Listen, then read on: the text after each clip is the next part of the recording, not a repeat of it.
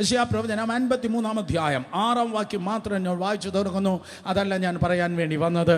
7 മുതൽ 9 വരെയുള്ള വാക്യങ്ങൾ വളരെ സ്തോത്രം ഗ്രാൻഡ് പ്രിക്സ് പോലെ വളരെ വേഗത്തിൽ സ്തോത്രം ഇന്ന് രാത്രി നമുക്ക് ഫിനിഷ് ചെയ്താൽ മാത്രമേ അല്പമെങ്കിലും ഈ ഉപവാസ പ്രാർത്ഥനയിൽ നമുക്കിത് ഫിനിഷ് ചെയ്യുവാൻ കഴിയത്തുള്ളൂ. അടുത്ത 2 ദിവസങ്ങളോ മറ്റോ വീണ്ടും 4 സെഷൻ കൊണ്ട് നമുക്കിത് തീർക്കാൻ കഴിയുമെന്ന് ദൈവത്തിൻ്റെ കൃപയാൽ പ്രതീക്ഷിക്കുന്നു.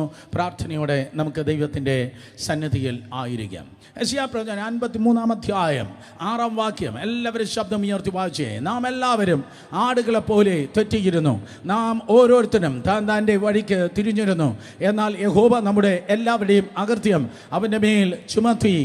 അതെ, സ്തോത്രം. നാം എല്ലാവരും തെറ്റിപ്പോയിരുന്നു, നാം ഓരോരുത്തരും താൻ്റെ വഴിക്ക് തിരിഞ്ഞിരുന്നു. എന്നാൽ യഹോവ നമ്മുടെ എല്ലാവരുടെയും അകൃത്യം അവൻ്റെ മേൽ ചുമത്തി. സ്തോത്രം. യെശയ്യാപ്രവചനം 53 അധ്യായം വളരെ ഇമ്പോർട്ടൻ്റ് ആയിട്ടുള്ള മെശിഹായെക്കുറിച്ചുള്ളതായ സ്തോത്രം ഒരു പ്രവചന ഗീതമാണ്. കർത്താവ് യേശു ക്രിസ്തുവാണ് മെശിഹ എന്ന് വളരെ കൃത്യമായി യെശയ്യാവ് ക്രൂശിൻ്റെ ചുവട്ടിൽ നിന്ന് എഴുതിയതുപോലെ എഴുതിയിരിക്കുന്നു. ഒരിക്കൽ കൂടെ ഗദശമനിയിൽ നിന്ന് യേശു കർത്താവിനോട് നടന്നു തുടങ്ങി. ഒരിക്കൽ കൂടെ ഗദശമനിയിൽ നിന്ന് യേശു കർത്താവിനോട് നടന്നു തുടങ്ങി. ക്രൂശിൻ്റെ ചുവട്ടിൽ എത്തി എഴുതി തീർത്തതുപോലെ കർത്താവിൻ്റെ പാഷനെ കുറിച്ച്, യേശുവിൻ്റെ കഷ്ടപ്പാടുകളെ കുറിച്ച് ദീർഘദർശന ആത്മാവിൽ, മീനിങ് പ്രൊഫറ്റിക് സ്പിരിച്വൽ, പ്രവചന ആത്മാവിൽ യെശയ്യാവ് യേശുവിനെ കുറിച്ച് പറയുകയാണ്.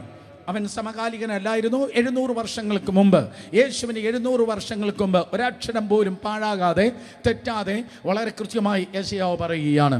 അതൊരു 5 സ്റ്റാൻസ സോങ് ആണ്. അതൊരു 5 ചരണമുള്ളതായ ഒരു ഗീതമാണ്.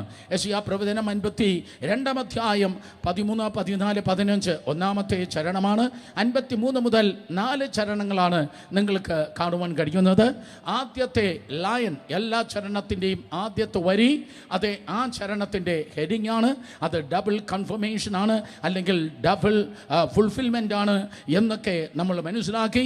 ഒന്ന് സംഭവിച്ചു കഴിഞ്ഞു, ക്രൂശിന്മേൽ സംഭവിച്ചു കഴിഞ്ഞു.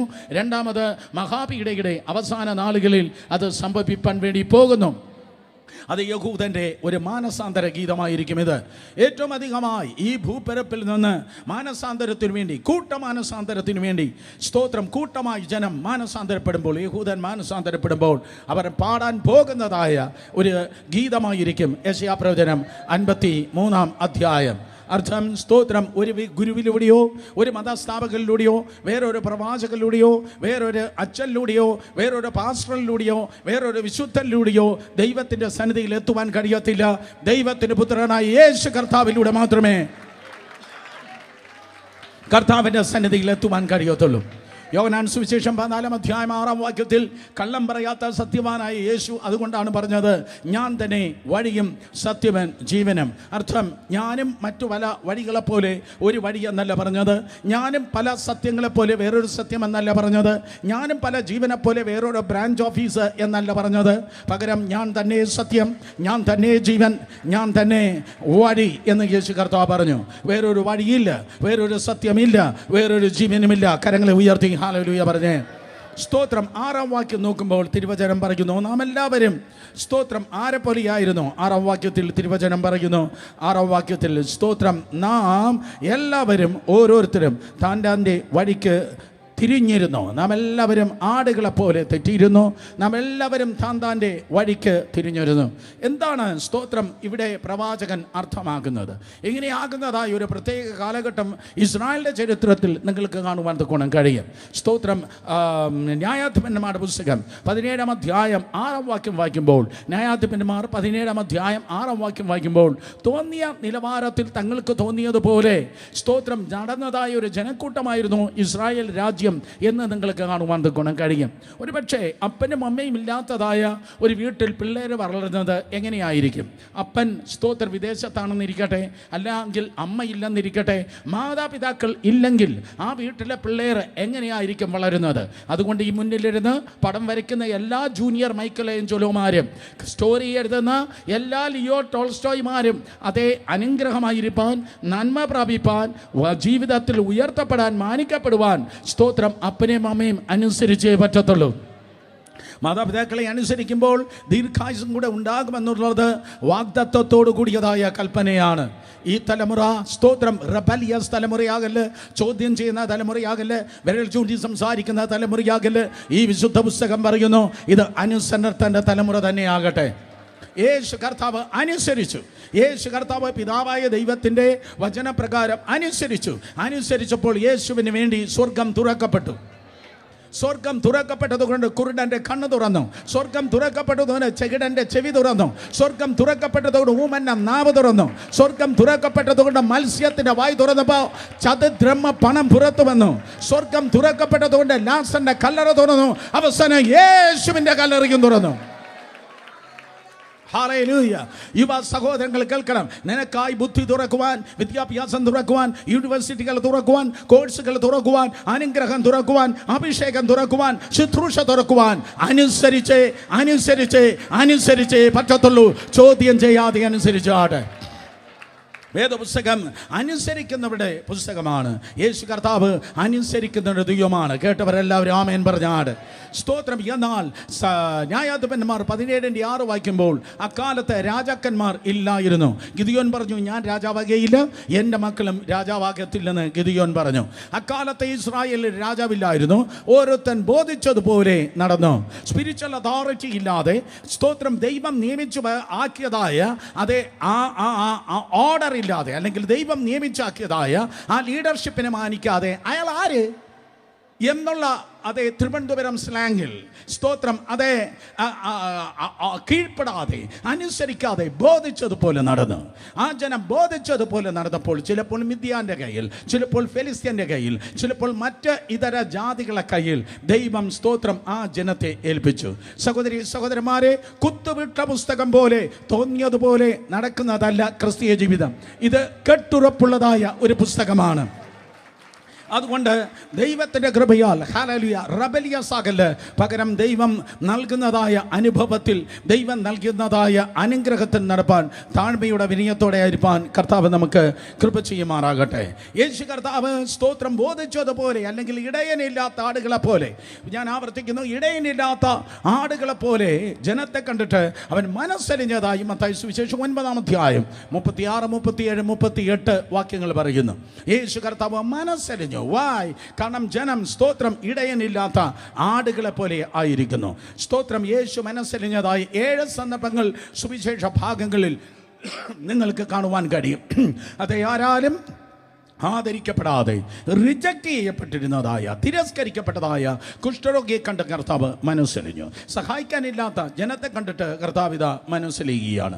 സ്തോത്രം. ഇടയനില്ലാത്ത ആടുകളെ പോലെ ജനം സ്തോത്രം തിരിഞ്ഞിരിക്കുന്നത് കണ്ടപ്പോൾ കർത്താവ് സ്തോത്രം ഇതാ മനസ്സലിയുണ്ടായി. അതുകൊണ്ട് സ്തോത്രം മനസ്സിലാക്കണമേ, അതെ, നിശ്ചയമായി ഒരു ഡിവൈൻ ഓർഡർ നമുക്കുണ്ട്, ഒരു ലീഡർഷിപ്പ് ഉണ്ട്. അതുകൊണ്ട് ഒരിക്കലും സ്തോത്രം ആ വേലിക്കെട്ടിൽ നിന്ന് നമ്മൾ ഒരിക്കലും പറഞ്ഞു പോകല്ലേ. കേട്ടവർ ആമേൻ പറഞ്ഞേ. യെസ്, അത് ദൈവിക നിയമം തന്നെയാണ്. നാമോ സ്തോത്രം 6-ാം വാക്യം ഒരിക്കൽ കൂടെ, നാം എല്ലാവരും ആടുകളെപ്പോലെ തെറ്റിപ്പോയിരുന്നു. പക്ഷെ നമുക്കൊരു ഇടയനുണ്ട്. ഒരു സാധാ ഇടയനല്ല, അവനൊരു നല്ല ഇടയനാണ്. യോഹന്നാൻ 10 അവൻ നല്ല ഇടയനാണ്. കഴിഞ്ഞ ഒരു സെഷനിൽ ഞാൻ പറഞ്ഞു അവൻ ശ്രേഷ്ഠ ഇടയനാണ്. വീണ്ടും ഞാൻ പറഞ്ഞു അവൻ വലിയ ഇടയനാണ്. അവൻ വലിയ ഇടയനാണ്, അവൻ നല്ല ഇടയനാണ്, അവൻ ശ്രേഷ്ഠ ഇടയനാണ്. How can you say that? അവൻ നല്ല ഇടയനാണ്, വലിയ ഇടയനാണ്, ശ്രേഷ്ഠ ഇടയനാണെന്ന് എങ്ങനെ പറയാൻ കഴിയും? കാരണം നല്ല ഇടയനാണെങ്കിൽ തൻ്റെ ആടുകൾക്ക് വേണ്ടി ജീവനെ കൊടുക്കും. ആടിനെ കൊണ്ട് ജീവിക്കുന്നവൻ്റെ പേരല്ല നല്ല ഇടയൻ. ഒരിക്കൽ കൂടെ എല്ലാ ഞായറാഴ്ച തോറും ആടിനെ കൊണ്ട് ജീവിക്കുന്നവൻ ഇടയനല്ല, പകരം ആടുകൾക്ക് വേണ്ടി ജീവനെ കൊടുക്കുന്നവൻ്റെ പേരാണ് ഇടയൻ. ഹല്ലേലൂയ. ആടുകൾക്ക് വേണ്ടി ജീവനെ കൊടുക്കുന്നവൻ്റെ പേരാണ് ഇടയൻ. മെഗാ ചർച്ചിൻ്റെ മൂവ്മെൻറ്റ് ഇന്ത്യയിൽ ആരംഭിക്കുന്നത് ചെന്നൈയിൽ നിന്നാണ്. വലിയ സഭകളെക്കുറിച്ചുള്ളതായ സ്തോത്രം മൂവ്മെൻറ്റ് ആരംഭിക്കുന്നത് ചെന്നൈയിൽ നിന്നാണ്. ചെന്നൈയിലെ അപ്പോസ്തലിക് ക്രിസ്ത്യൻ അസംബ്ലി, ACA എന്നാണ് ആ സഭയുടെ പേര്. ആ സഭയുടെ സ്ഥാപക നേതാവ് സ്തോത്രം അതെ പാസ്റ്റർ സുന്ദരം എന്ന ദൈവദാസനാണ്. ബിന്ദു ചേച്ചിയൊക്കെ ഞാൻ ഈ പറയുമ്പോൾ സംഭവം 100 കണക്കിന് പ്രാവശ്യം കേട്ടിട്ടുണ്ട്. പാസ്റ്റർ സ്തോത്രം സുന്ദരം നമ്മുടെ തൊട്ടടുത്ത ജില്ലയായ കന്യാകുമാരി ജില്ലയിൽ പള്ളിയാടി എന്നറിയപ്പെടുന്നതായ സ്ഥലത്ത് ജനിച്ചു വളർത്തപ്പെട്ട ആളാണ്. കന്യാകുമാരി ജില്ലയിലെ മാർത്താണ്ഡം കഴിഞ്ഞ് പ്രോബ്ലി മാക്സിമം ഒരു 10 കിലോമീറ്റർ അപ്പുറത്ത് പോകുമ്പോൾ പള്ളിയാടി നിങ്ങൾക്ക് കാണുവാൻ കഴിയും. പള്ളിയാടിയിലേക്ക് ഈ അടുത്ത സമയത്ത് ഞാൻ പോയി പ്രസംഗിക്കുകയുണ്ടായി. കരിങ്കലിനടുത്തുള്ളതായ സ്ഥലമാണ് പള്ളിയാടി. ഓൾമോസ്റ്റ് 60 വർഷങ്ങൾക്ക് മുമ്പ് പാസ്റ്റർ സുന്ദരത്തിന് ഒരു വിളിയുണ്ടായി, നീ ചെന്നൈ പട്ടണത്തിലേക്ക് കടന്നു പോകണം.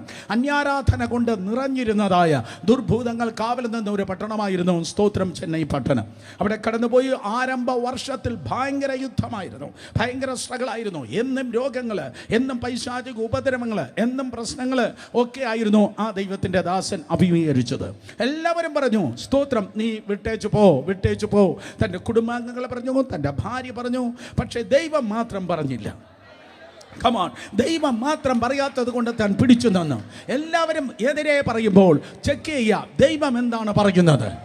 കമോൺ, എന്താ സംഭവിച്ചത്? സ്തോത്രം 8-10 പേർ ഒരു ദിവസം സ്തോത്രം ആ സഭയിൽ ഇങ്ങനെ കൂടി വരുന്ന സമയത്ത് പെട്ടെന്നൊരു ബ്രേക്ക് ത്രൂ ഉണ്ടായി. ആ ബ്രേക്ക് ത്രൂ 6ഓളം പേർ അന്ന് സ്നാനപ്പെട്ട ദൈവസഭയിൽ കടന്നു വന്നു. അതിൽ ഒരു സഹോദരി അവിടുത്തെ ഉന്നത കുലത്തിൽ, ഉന്നത കുടുംബത്തിൽ ജനിച്ചു വളർത്തപ്പെട്ടവളാണ്. സാധാരണക്കാലത്ത് ഒരാൾ ആ ഒരു സമുദായത്തിൽ നിന്ന് വിശ്വാസത്തിലേക്ക് വരിക എന്ന് പറഞ്ഞാൽ അതിശയിക്കുന്നതായ ഒരു കാര്യമാണ്. പക്ഷേ ദൈവത്തിൻ്റെ ദാസന് ഭയങ്കര സന്തോഷമായിരുന്നു. 3 ദിവസം തിങ്കൾ ചൊവ്വ ബുധൻ 3-ാം സ്വർഗത്തിൽ താമസിക്കുന്ന സന്തോഷമായിരുന്നു അദ്ദേഹത്തിന്. പക്ഷെ വ്യാഴാഴ്ച വൈകുന്നേരമായപ്പോഴേക്കും പെട്ടെന്നൊരു വാർത്ത കടന്നു വരികയാണ്. ഈ കഴിഞ്ഞ ഞായറാഴ്ച സ്നാനപ്പെട്ട 3 ദിവസം മുമ്പ് സ്നാനപ്പെട്ട ആ ഉന്നത ജാതിയിൽ ജനിച്ചു വളർത്തപ്പെട്ട ആ വലിയ കുടുംബത്തിൽ ജനിച്ചു വളർത്തപ്പെട്ട അവളിതാ മരിക്കാറായി കിടക്കുകയാണ്. ആ ദൈവത്തിൻ്റെ ദാസന്റെ ഉള്ളിൽ തീ കാളി. സ്തോത്രം, അവളെ മരിച്ചാൽ തനിക്കൊരിക്കലും ഈ പട്ടണത്തിൽ കണ്ടിന്യൂ ചെയ്യാൻ പറ്റത്തില്ല. അവൾ മരിച്ചാൽ പിന്നെ ഈ സഭയ്ക്ക് ഇവിടെ നിലനിൽപ്പാൻ കഴിയത്തില്ല. സഭയുടെ നിലനിൽപ്പാണ് ഇപ്പോൾ വന്നിരിക്കുന്നത്. ദൈവദാസന്റെ എക്സിസ്റ്റൻസിനേക്കാൾ, തൻ്റെ നിലനിൽപ്പിനേക്കാൾ അവിടെ ദൈവസഭയും ക്രിസ്ത്യാനിത്വവും പിന്നെ കാണത്തില്ല. തൻ്റെ പഴയ കസേരയിൽ, തൻ്റെ പഴയ സൈക്കിളിൽ, തൻ്റെ പഴയ സൈക്കിളിൽ തൻ്റെയും തൻ്റെ ഭാര്യയും, സ്തോത്രം, അദ്ദേഹം തൻ്റെ ഭാര്യയും കൂട്ടിക്കൊണ്ട് ആ വീട്ടിലേക്ക് കടന്നു ചെന്നു. അപ്പോൾ ഇതാ മരണത്തോട് ആ സഹോദരി മല്ല് അടിച്ച് കിടക്കുകയാണ്. സ്തോത്രം, ദൈവത്തിൻ്റെ സന്നിധിയിൽ അദ്ദേഹം മുട്ടുമടക്കി. ദൈവവചനപ്രകാരം ശരിയാണോ എന്ന് നിങ്ങൾ ചോദിച്ചാൽ എനിക്കറിയത്തില്ല. പക്ഷെ 2.5 മണിക്കൂർ താൻ ഇങ്ങനെയാണ് പ്രാർത്ഥിച്ചത്, കർത്താവേ, അവളുടെ ജീവനെ നീ എടുക്കല്ല, അവളുടെ ജീവനെ നീ എടുക്കല്ല. അവളുടെ ജീവനെ എടുത്താൽ സ്തോത്രം അങ്ങയുടെ സഭയ്ക്ക് ഇവിടെ നിലനിൽപ്പാൻ കഴിയത്തില്ല. അവളുടെ ജീവനെ നീ എടുത്താൽ അങ്ങയുടെ ശുശ്രൂഷയ്ക്ക് ഇവിടെ നിലനിൽപ്പാൻ കഴിയത്തില്ല. തിയോളജിക്കലി ദൈവവചനപ്രകാരം ഇത് ശരിയാണെന്ന് ചോദിച്ചാൽ എനിക്കറിയത്തില്ല. പക്ഷേ അദ്ദേഹം അന്ന് പ്രാർത്ഥിച്ചത് ഇങ്ങനെയാണ്, എൻ്റെ ജീവനെ അങ്ങ് എടുക്കണമേ, അവളുടെ ജീവനെ എടുക്കണമേ, എടുക്കരുതേ. എൻ്റെ ജീവനെ എടുക്കണമേ, സ്തോത്രം, എങ്കിലും അവളുടെ ജീവനെ എടുക്കരുതേ. ഇന്നത്തെ സോക്കോളുടെ സുവിശേഷ വേലക്കാർ ഇത് കേൾക്കണം കേട്ടോ. നിങ്ങളുടെ ഡെഡിക്കേഷൻ, നിങ്ങളുടെ സമർപ്പണം എന്തെന്നറിയുവാൻ. സ്തോത്രം, ഞാൻ മരിച്ചാലും സാരമില്ല, അവളുടെ ജീവനെ നീ എടുക്കരുതേ. 2.5 മണിക്കൂർ മുട്ടിന്മേൽ നിന്ന് ആലച്ചു കൂവി നിലവിളിച്ചു പ്രാർത്ഥിച്ചു. അതൊരു സാധാ പ്രാർത്ഥനയല്ല. പിന്നത്തേതല്ല, അദ്ദേഹം പറഞ്ഞ് ഞാൻ കേട്ടിട്ടുണ്ട്, അല്ലെങ്കിൽ ബ്രദർ DGS ദിനകരൻ്റെ അധിരത്തിലൂടെ ഞാൻ കേട്ടിട്ടുണ്ട്. സ്തോത്രം, അതെ, അതൊരു യുദ്ധമായിരുന്നു. 2.5 മണിക്കൂർ അതൊരു യുദ്ധമാണ്. നിങ്ങൾ കേട്ടിട്ടില്ലേ പണ്ട്? സ്തോത്രം, ഒരു കരടി വന്നു ഒരാടിനെ പിടിച്ചു. പിന്നത്തേതൊരു സിംഹം വന്ന് ആടിനെ പിടിച്ചു.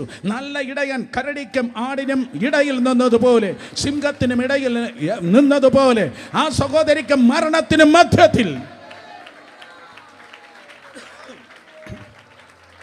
ആ സഹോദരിക്ക് മരണത്തിന് മധ്യത്തിൽ നിന്ന് തൻ ദൈവത്തിൻ്റെ സന്നിധിയിൽ പ്രാർത്ഥിച്ചു, കർത്താവേ, എൻ്റെ ജീവനെ എടുത്താലും അവളുടെ ജീവനെ നീ എടുക്കരുത്. 2.5 മണിക്കൂർ കഴിഞ്ഞപ്പോൾ അദ്ദേഹം കണ്ണു തുറന്നതായ സമയത്ത് ഏതാണ്ട് സ്തോത്രം ഒരു ശബ്ദം കേട്ടാ താൻ കണ്ണു തുറന്നത്. അവളിതാ കരങ്ങളെ അടിച്ച് പതുക്കെ ആ സഹോദരി എഴുന്നേൽക്കുകയാണ്, പതുക്കെ എഴുന്നേൽക്കുകയാണ്. പക്ഷേ അവൾ ചുമ്മാ കൈയടിച്ചല്ല എഴുന്നേൽക്കുന്നത്, അന്യഭാഷ പറഞ്ഞ് കരങ്ങളടിച്ച് ആ സഹോദരി എഴുന്നേൽക്കുകയാണ്. അദ്ദേഹം പ്രാർത്ഥിച്ചത് രോഗസൗഖ്യത്തിന് വേണ്ടിയാണ്. പക്ഷെ കർത്താവ് 100% അവളെ സൗഖ്യമാക്കുക മാത്രമല്ല, പരിശുദ്ധാത്മാവിനാൽ അവളെ നിറയ്ക്കുകയും ചെയ്തു. ആ ഒറ്റ അത്ഭുതം കൊണ്ട് 48 പേർ അടുത്ത ഞായറാഴ്ച സ്നാനപ്പെട്ട ദൈവസഭയിൽ കയറുകയുണ്ടായി.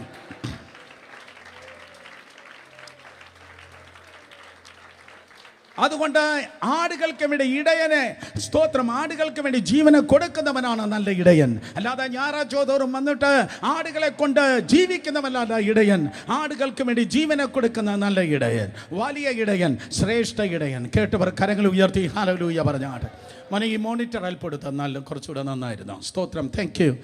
തിരുവചനം പറയുന്നു, പ്രിയ സഹോദരി സഹോദരന്മാരെ, നാം എല്ലാവരും ആടുകളെ പോലെ സ്തോത്രം തെറ്റി ചിന്നിയവരായിരുന്നു. പക്ഷെ നമ്മെ തേടി ഒരുവൻ കടന്നു വന്നു. ലൂക്കോസ് വിശേഷം 15-ാം അധ്യായത്തിൽ 3 ഉപമകൾ കർത്താവ് പറഞ്ഞു. അവസാനം പറഞ്ഞത് 2 പുത്രന്മാരുടെ ഉപമയാണ്. അതിന് തൊട്ട് മുമ്പ് പറഞ്ഞത് 10 ദ്രഹ്മയുടെ ഉപമയാണ്. പക്ഷെ ആരംഭത്തിൽ പറഞ്ഞത് 100 ആടുകളെ ഉപമയാണ്.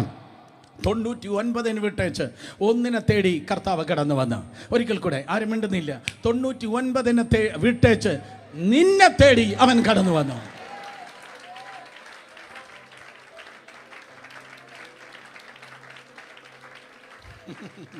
അടുത്തിരിക്കുന്നവർ തൊട്ട് പറ, ആ 100ാമത്തത് ഞാനായിരുന്നു. പറഞ്ഞേ, യെസ്, നിന്നെ തേടി നല്ല ഇടയൻ കടന്നു വന്ന്. സ്തോത്രം. അതെ, യേശു കർത്താവ് കൽവരി ക്രൂശിൽ നമുക്ക് വേണ്ടി മരിച്ചതിൻ്റെ ഏറ്റവും പരമപ്രധാനമായ കാര്യങ്ങളിലൊന്ന്, നാം എല്ലാവരും ആരായിരുന്നു? നാം എല്ലാവരും ആടുകളെ പോലെ തെറ്റിപ്പോയിരുന്നു. നാം ഓരോരുത്തൻ താൻ്റെ വഴിക്ക് തിരിഞ്ഞിരുന്നു. എന്നാൽ യഹോവ നമ്മുടെ എല്ലാവരുടെയും അകൃത്യം യേശുവിൻ്റെ മേൽ ചുമത്തി. സ്തോത്രം. യേശു കർത്താവിൻ്റെ മേൽ ആ അകൃത്യം ചുമത്തി കർത്താവ് യേശു ക്രിസ്തു നമുക്ക് വേണ്ടി മരിച്ചു. സ്തോത്രം. യേശു കർത്താവ് നമുക്ക് വേണ്ടി മരിച്ചു. കേൾക്കണം, യേശു കർത്താവ് നമുക്ക് വേണ്ടി മരിച്ചത് കൊണ്ട് ഈ ലോകത്തിൽ മാത്രമല്ല ആ ബെനിഫിറ്റ്സ് നമുക്കുണ്ടാകുന്നത്. യേശു തിരുവചന പ്രകാരം മരിച്ചടക്കപ്പെട്ട് ഉയർത്തെഴുന്നേറ്റത് കൊണ്ട് 70 വർഷം അല്ലെങ്കിൽ 80 വർഷം പോട്ടെ, 90 വർഷം നിങ്ങൾ മിണ്ടുന്നില്ല, സന്തോഷമില്ലാത്തത് കൊണ്ടാണ്. 100 വർഷം 120 വർഷം നിങ്ങൾ ജീവിച്ചിരുന്നാലും ക്രൂശിലെ മരണത്തിൻ്റെ നന്മ ഈ ലോകത്തിലെ ജീവിതം കൊണ്ട് തീർന്നു പോകുന്നില്ല.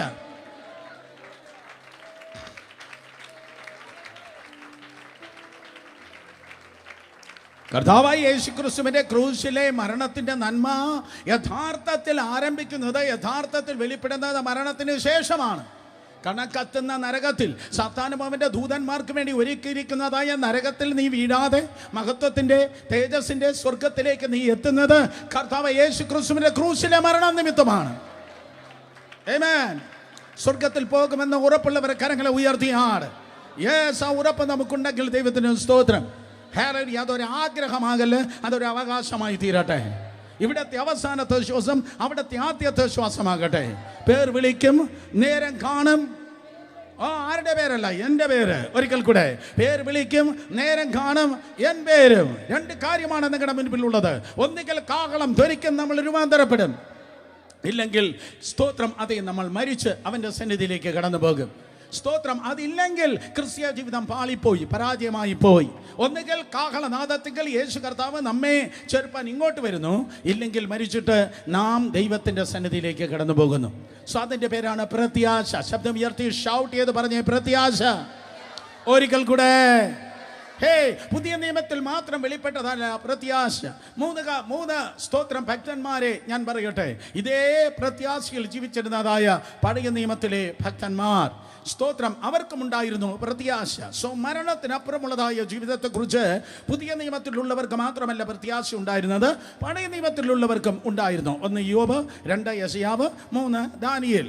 യോബിന്റെ പ്രത്യാശ നോക്കിയാട്ടെ. 19-ാം അധ്യായം, യോബിന്റെ പുസ്തകം 19-ാം അധ്യായം 25, 26, 27 വാക്യങ്ങൾ. യോബിന്റെ പുസ്തകം 19-ാം അധ്യായം 25, 26, 27 വായിച്ചാട്ടെ. ശബ്ദമുയർത്തിയ സ്ക്രീനിൽ നോക്കി വായിക്ക്. എന്നെ വീണ്ടെടുക്കുന്നവൻ ജീവിച്ചിരിക്കുന്നു എന്നും അവൻ ഒടുവിൽ പൊടിമേൽ നിൽക്കുമെന്നും ഞാൻ അറിയുന്നു. 26, എൻ്റെ ത്വക്ക് ഇങ്ങനെ നശിച്ച ശേഷം ഞാൻ ദേഹസഹിതനായി ദൈവത്തെ കാണും. ഞാൻ തന്നെ അവനെ കാണും, അന്യനല്ല. എൻ്റെ സ്വന്തം കണ്ണ് അവനെ കാണും. എൻ്റെ അന്തരംഗം എൻ്റെ ഉള്ളിൽ ക്ഷയിച്ചിരിക്കുന്നു. അകത്ത് ബലമില്ലെങ്കിലും 25-ാം വാക്യം, സ്തോത്രം, അതെ, എൻ്റെ വീണ്ടെടുക്കുന്നവൻ ജീവിച്ചിരിക്കുന്നു. യോബിൻ്റെ സ്റ്റോറി നിങ്ങൾ ഒത്തിരി പ്രാവശ്യം കേട്ടിട്ടുണ്ട്. എല്ലാവർക്കും വളരെ നന്നായിട്ട് അറിയാം. നഷ്ടത്തിന്മേൽ നഷ്ടം, കഷ്ടത്തിന്മേൽ കഷ്ടം, നിലവിളിയാണ്, മുറവിളിയാണ്. 10 മക്കളെ ഒരുമിച്ച് അടക്കിയിരിക്കുന്നു. പക്ഷെ ആ നെഗറ്റിവിറ്റിയുടെ ഏറ്റവും പീക്കില് യോബിന്റെ സ്റ്റോറിയുടെ ഏറ്റവും വലിയ ടേണിംഗ് പോയിന്റ് ആയിത്തീരുന്നത്, ഞാൻ ആവർത്തിക്കുന്നു, യോബിന്റെ പുസ്തകത്തിന്റെ ഏറ്റവും വലിയ വഴിത്തിരിവ്, ടേണിംഗ് പോയിന്റ് ആയിത്തീരുന്നത് ഈ ഒറ്റ വാക്യമാണ്. 19-ാം അധ്യായം 25 എന്ന് പറയുന്ന വാക്യമില്ലെങ്കിൽ ഒരുപക്ഷേ അവൻ്റെ ജീവിതം ഒരു സാധാരണ നിലയിൽ ആകുമായിരുന്നു. സാധാരണ നിലയിൽ, തകർച്ചയെ പോകുമെന്ന് ഞാൻ പറയുന്നില്ല, സാധാരണ നിലയിൽ നാട്ടുകാർക്കും ബന്ധുക്കൾക്കും ഒക്കെ ജീവിക്കുന്ന പോലെ സാധാരണ നിലയിൽ. ലേഡീസ് ആൻഡ് ജെന്റിൽമെൻ, ഒരു സാധാരണക്കാരായി ജീവിപ്പാൻ ദൈവം നിങ്ങളെ വിളിച്ചിട്ടേ ഇല്ല. ഒരിക്കൽ കൂടെ, സാധാരണക്കാരായി ജീവിപ്പാൻ ദൈവം നിങ്ങളെ വിളിച്ചിട്ടേ ഇല്ല. നിങ്ങൾ വിശ്വസിച്ചാലും ശരി ഇല്ലെങ്കിലും ശരി, സാധാരണക്കാരനല്ല നമ്മുടെ ദൈവം.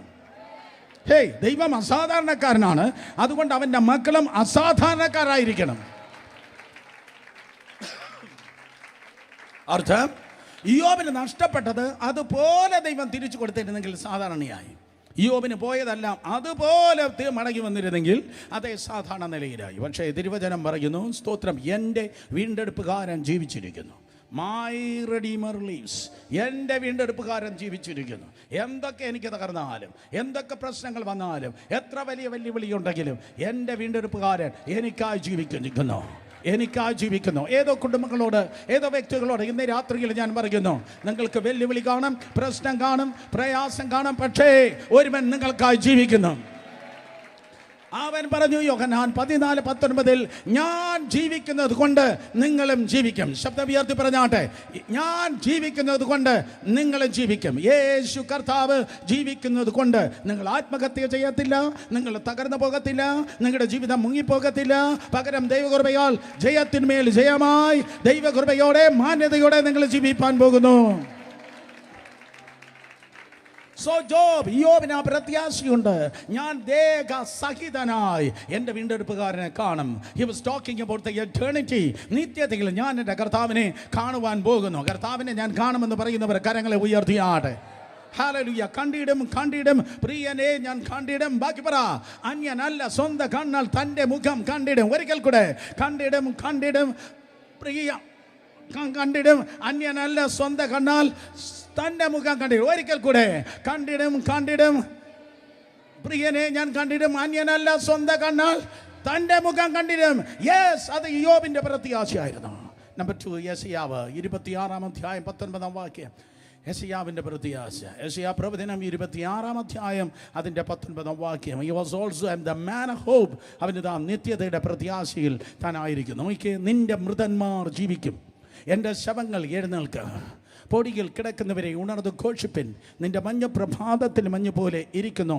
ഭൂമി പ്രേതന്മാരെ പ്രസവിക്കുമല്ലോ. ഫസ്റ്റ് പാർട്ട്, നിന്റെ മൃതന്മാർ ജീവിക്കും, എൻ്റെ ശവങ്ങൾ എഴുന്നേൽക്കും. യെസ്, അത് തന്നെയാണ് 1 കൊരിന്ത്യർ ലേഖനം 15-ാം അധ്യായം 52-ൽ പൗലോസ് അപ്പോസ്തലൻ കൊരിന്ത്യ സഭയോട് പറയുന്നത്.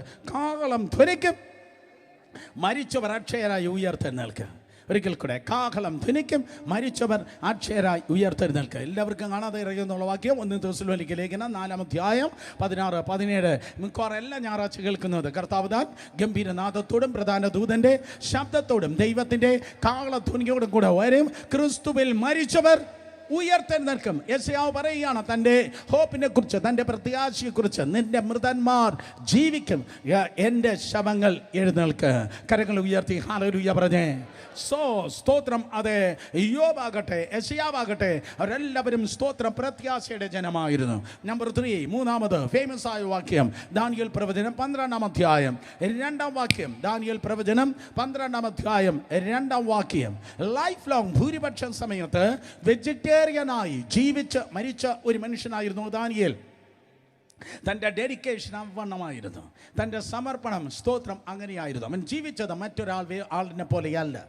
എത്ര പേർക്ക് ഇതിന് കോംപ്രഹെൻഡ് ചെയ്യാൻ പറ്റുന്നു, സ്തോത്രം പറയാൻ പറ്റുന്നെന്ന് എനിക്കറിയത്തില്ല. അവൻ ജീവിച്ചത് മറ്റൊരാളിനെ പോലെയല്ല. 100 കണക്കിനല്ല, ആയിരക്കണക്കിന്, മേ ബി 10,000-കണക്കിന് യഹൂദന്മാർ അവനോടൊപ്പം സ്തോത്രം ബാബേൽ സംസ്ഥാനത്തുണ്ടായിരുന്നു. പക്ഷേ മറ്റുള്ളവരെ പോലെയല്ല അവൻ ജീവിച്ചത്. അവൻ്റെ ആറ്റിറ്റ്യൂഡ് വ്യത്യസ്തമായിരുന്നു. ഞാനിങ്ങനെ പറയട്ടെ, അവൻ്റെ ആറ്റിറ്റ്യൂഡ് വ്യത്യാസമായതുകൊണ്ട് അവൻ്റെ ആൾട്ടിറ്റ്യൂഡും വ്യത്യാസമായിരുന്നു. അതുകൊണ്ട് എൻ്റെ ശുശ്രൂഷ നന്നാക്കണമേ എന്ന് പ്രാർത്ഥിക്കുന്നതിന് മുൻപ് എൻ്റെ ജീവിതം നന്നാക്കണമേ. കാരണം ജീവിതം നന്നാക്കുന്നവന് മാത്രമേ, ബാക്കി പറ, കിട്ടിയില്ല ഒരിക്കൽ കൂടെ, ജീവിതം നന്നാക്കുന്നവന് മാത്രമേ ശുശ്രൂഷ നന്നാക്കാൻ കഴിയത്തുള്ളൂ. സ്തോത്രം. സോ ഈ പുള്ളി ദാനിയേൽ, അവൻ ലൈഫ് ലോങ് വെജിറ്റേറിയൻ ആയിരുന്നു. രാജാവിൻ്റെ ഭോജനം അവൻ കഴിച്ചില്ല, ശാഖഭോജനം, ദാറ്റ് മീൻസ് വെജിറ്റേറിയൻ. ചിലർ ജീവിക്കുന്നതേ തിന്നാനാണ്. ഹല്ലേലൂയ. ചിലർ ജീവിക്കുന്നത് തിന്നാനാണ്. ജഡം ജഡം ജഡം തിന്ന് ചിലത് സ്തോത്രം തിന്ന്, അതെ സ്തോത്രം തിന്നങ്ങ് പൊളക്കുകയാണ്. വേറെ ഒരു സ്പീക്കറും പറയത്തില്ല, മക്കളെ ലൈഫ് ലോങ് നീ എന്നെ സഹിച്ചേ പറ്റത്തുള്ളൂ, ഇല്ലെങ്കിൽ എന്നെക്കാൾ ബെറ്റർ ആയിട്ടുള്ള ആരെങ്കിലും കണ്ടിട്ടുണ്ടെങ്കിൽ കൊണ്ടുവന്നാട്ടെ, no problem, I don't have any complaint. പക്ഷേ നീ ജീവിക്കുന്നത് തിന്നാനാകല്, നീ ജീവിക്കുന്നത് യേശുവിന് വേണ്ടിയാകണം. രാജ്യം മുഴുവൻ മാറ്റിയ ഒരുത്തനെ എനിക്കറിയാം. രാജ്യത്തെ മാറ്റിയ ഒരുവൻ, രാജ്യത്തെ മാറ്റിയവനായിരുന്നു ഏലിയാവ്. രാജ്യത്തെ മാറ്റിയ അവൻ്റെ ഊണ് മേശയിൽ, അവൻ്റെ ഊണ് നോക്ക്, രാവിലെ വൈകിട്ട് മാത്രമാണ് അവൻ തിന്നത്. ഹേ, വീട്ടിൽ ആഹാരത്തിന് വേണ്ടി വഴക്കുണ്ടാക്കുന്ന സഹോദരന്മാർ വന്നിട്ടുണ്ട്. വീട്ടിൽ ആഹാരം എറിഞ്ഞു കളഞ്ഞവന്മാർ വന്നിട്ടുണ്ട്. വിതയ്ക്കുന്നത് കൊയ്യും, സൂക്ഷിച്ചോ. ഹല്ലേലൂയ. നീ ജീവിക്കുന്നത് തിന്നാൻ വേണ്ടിയാകല്ല, നീ ജീവിക്കുന്നത് യേശുവിന് വേണ്ടിയായിരിക്കണം. ഈ മനുഷ്യൻ വെജിറ്റേറിയൻ മാത്രമാണ് ഭക്ഷിച്ച് ജീവിച്ചത്. അതുകൊണ്ട് ആർക്കുമില്ലാത്ത മഹത്വം ഈ പുള്ളിക്കുണ്ടായിരുന്നു. സ്തോത്രം. തന്നെക്കുറിച്ച് പ്രസംഗിക്കാൻ പല സെഷൻ വേണം. അവസാനമായി താൻ മരിക്കുമ്പോൾ നിലത്തിലെ പൊടിയിൽ നിദ്ര കൊള്ളുന്നവരിൽ പലരും, ചിലർ നിത്യജീവനായും ചിലർ ലജ്ജയ്ക്കും നിത്യം നിന്ദയ്ക്കുമായി ഉണരും. 3 തരത്തിലുള്ള ഉയർപ്പിനെ കുറിച്ച് ദാനിയേൽ പറയുകയാണ്. സ്തോത്രം. നിലത്തെ പൊടിയിൽ നിദ്ര കൊള്ളുന്നവരിൽ പലരും, ചിലർ നിത്യജീവനായിട്ട് ചിലർ ലജ്ജയ്ക്കായിട്ട് നിത്യം നിന്ദയ്ക്കായി ഉണരും. That's a sound of hope. അത് പ്രത്യാശയുടെ ശബ്ദമാണ്. സ്തോത്രം. പലരും അതേ കാണാതെ പോയ ആടുകളെ പോലെ തെറ്റിയവരായിരുന്നു നമ്മൾ. പക്ഷെ തെറ്റിപ്പോയ നമ്മെ 2000 വർഷങ്ങൾക്ക് മുമ്പ് യേശു കർത്താവ് ഈ ലോകത്തിലേക്ക് തേടി കടന്നു വന്നു. ഹല്ലേലൂയ. ഈ ലോകത്തിലേക്ക് യേശു കർത്താവ് നമ്മെ തേടി കടന്നു വന്നു. അതിൻ്റെ പേരാണ് സുവിശേഷം. കേട്ടവർ ശക്തിയോടെ ആമേൻ പറഞ്ഞാട്. അതെ, നമ്മെ തേടി കർത്താവ് കടന്നു വന്നു. അതുകൊണ്ട് സ്തോത്രം. ഇനി നമ്മൾ ഇടയൻ ഇല്ലാത്ത ആടുകളെ പോലെയല്ല, പകരം ഇടയൻ ഉള്ളവരായി ദൈവകൃപയാൽ ജീവിക്കുമ്പോൾ ഇയ്യോബിനെ പോലെ, യെശയ്യാവിനെ പോലെ, ദാനിയേലിനെ പോലെ നമുക്ക് മറവാൻ തക്കൊണ്ട് കഴിയും. ഞാൻ മരിച്ചു പൊടിയിൽ കിടന്നാൽ കാഹളം ധരിക്കും, മരിച്ചുവർ ഉയർത്തെഴുന്നേൽക്കും. എല്ലാം ഞാൻ ജീവനോടെ ഇരിക്കുമ്പോൾ ഈ ജനറേഷനിലാണ് കർത്താവ് കടന്നു വരുന്നതെങ്കിൽ ഈ പാറ്റ തിമിർത്തു പെയ്യുന്ന മഴക്കാലത്ത് ഈ പാറ്റ പറന്നു പോകുന്നത് പോലെ, അതേ ബട്ടർഫ്ലൈ പറന്നു പോകുന്നത് പോലെ ഞാനും ഇതാ പറന്നു പോകും. 2 കരങ്ങൾ അടിച്ച് വിശ്വസിക്കുന്നവർ ദൈവത്തെ സ്തുതിച്ചേ.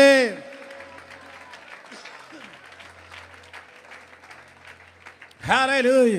തുടർന്നുള്ള 45 മിനിറ്റിൽ നിർത്താൻ ശ്രമിക്കാം. സ്തോത്രം. 45 മിനിറ്റിൽ അടുത്ത ദൂതിലേക്ക് നമ്മുടെ ശ്രദ്ധയെ തിരിക്കാം. അതെ, അടുത്ത ടൈറ്റിൽ ഇതാണ്, കുഞ്ഞാടിൻ്റെ മൗനം, the silence of the lamb. കുഞ്ഞാടിൻ്റെ മൗനം, സൈലൻസ് ഓഫ് ദ ലാംബ്. കാരണം യെശയ്യാ പ്രവചനം 53-ാം അധ്യായത്തിൻ്റെ അടുത്ത സ്റ്റാൻസിയാണിത്, അടുത്ത ചരണമാണിത്. ഓൾറെഡി ഞാൻ നിങ്ങളോട് പറയുകയുണ്ടായി. സ്തോത്രം. 5 സ്റ്റാൻസ് ഉള്ളതായ ഒരു പാട്ടാണ് ഇത്. യെശയ്യാ പ്രവചനം 52-ന്റെ 13, 14, 15. ദെൻ യെശയ്യാ പ്രവചനം 53-ന്റെ ആദ്യത്തെ, 52-ന്റെ സ്തോത്രം അതെ 13, 14, 15. ദെൻ 53-ന്റെ 1 മുതൽ 3 വരെ, 4 മുതൽ 6 വരെ നമ്മൾ തീർത്തു കഴിഞ്ഞു. 4 മുതൽ 6 വരെ സെക്കൻഡ് സ്റ്റാൻസ. ഇന്ന് രാത്രി നാം കേൾക്കുവാൻ വേണ്ടി പോകുന്നത് യെശയ്യാ പ്രവചനം 7, 8, 9. 7, 8, 9. യെശയ്യാ പ്രവചനം 7, 8, 9. സന്തോഷമുണ്ടെങ്കിൽ ആമേൻ പറഞ്ഞേ. സ്തോത്രം. യെശയ്യാ പ്രവചനം അതെ 7-ാം വാക്യത്തിൽ കാണുന്നത് ദ അറസ്റ്റ് ആൻഡ് ട്രയൽ. യേശു കർത്താവിൻ്റെ അറസ്റ്റും സ്തോത്രം യേശു കർത്താവിൻ്റെ വിസ്താരവുമാണ് 7-ാം വാക്യത്തിൽ കാണുന്നത്. 8-ാം വാക്യത്തിൽ കാണുന്നത് കർത്താവ് യേശു ക്രിസ്തുവിനെ വിസ്തരിച്ച് കൊല്ലുകയാണ്. 9-ാം വാക്യത്തിൽ കാണുന്നത് കർത്താവ് യേശുവിനെ അടക്കുകയാണ്. യേശുവിൻ്റെ വിസ്താരം, യേശു കർത്താവിൻ്റെ സ്തോത്രം അതെ മരണം, യേശു കർത്താവിൻ്റെ അടക്കം, ഇത് 3-മാണ് സ്തോത്രം അതെ 7, 8, 9 വാക്യത്തിൽ എഴുതിയിരിക്കുന്നത്. ഞാൻ ഓൾറെഡി നിങ്ങളോട് പറയുകയുണ്ടായി, വേറെ ഒരു സുവിശേഷ ഭാഗമില്ലാതെ, മത്തായി, മർക്കോസ്, ലൂക്കോസ്, യോഹന്നാൻ 4 സുവിശേഷ ഭാഗമില്ലെങ്കിലും, അപ്പോസ്തല പ്രവൃത്തി ഇല്ലെങ്കിലും, അതേ 1 കൊരിന്ത്യർ ലേഖനം ഉൾപ്പെടെയുള്ള ലേഖന ഭാഗങ്ങൾ യേശുവിൻ്റെ മരണ അടക്കം പുനരുത്ഥാനത്തെക്കുറിച്ച് പുതിയ നിയമത്തിലുള്ള ഒരു ലേഖന ഭാഗങ്ങളോ വേദഭാഗങ്ങളോ ഇല്ലെങ്കിൽ ഈ ഒറ്റ അധ്യായവും ഹിസ്റ്റോറിക് എവിഡൻസസ് മാത്രം മതി യേശുവാണ് രക്ഷകനെന്ന് തെളിയിപ്പാൻ. ആ ഒറ്റ അധ്യായം മതി. യേശു കർത്താവിന് രക്ഷകനെന്ന് തെളിയിപ്പാൻ, അല്ലെങ്കിൽ the awareness of the salvation through Lord Jesus Christ, യേശു കർത്താവിലൂടെ ആണ് രക്ഷയെന്ന് തെളിയിപ്പാൻ വേറെ ഒരു വേദഭാഗവും വേണ്ട. കാരണം അത്ര ആതന്റിക്കായി, അത്ര ശക്തമായി, അത്ര വ്യക്തമായി, അത്ര കൃത്യമായിട്ടാണ് പരിശുദ്ധാത്മാവ് ഈ യെശയ്യാവിലൂടെ ഈ ഒറ്റ അധ്യായം എഴുതി പിടിപ്പിച്ചിരിക്കുന്നത്. ഹല്ലേലൂയ. മനസ്സിലാക്കുന്നവർ ആമേൻ പറഞ്ഞാട്. സോ നമുക്ക് ആരംഭിക്കാം. സ്തോത്രം. അതേ കുഞ്ഞാടിൻ്റെ മൗനം. സ്തോത്രം. യെശയ്യാ പ്രവചനം 53 അധ്യായം 7 വാക്യം ശബ്ദം ഉയർത്തി വായിച്ചാട്ടെ. യെശയ്യാ പ്രവചനം 53:7. തന്നെത്താൻ താഴ്ത്തി വായെ തുറക്കാതിരുന്നിട്ടും അവൻ പീഡിപ്പിക്കപ്പെട്ടു, കൊല്ലുവാൻ കൊണ്ടുപോകുന്ന കുഞ്ഞാടിനെ പോലെയും രോമം കത്തിക്കുന്നതിന് മുൻപാകെ മിണ്ടാതിരിക്കുന്ന ആടിനെ പോലെയും അവൻ വായെ തുറക്കാതിരുന്നു. ഇവിടെ ഇതാ തിരുവചനം പറയുന്നു. സ്തോത്രം. യേശു കർത്താവ്, he was the lamb of God.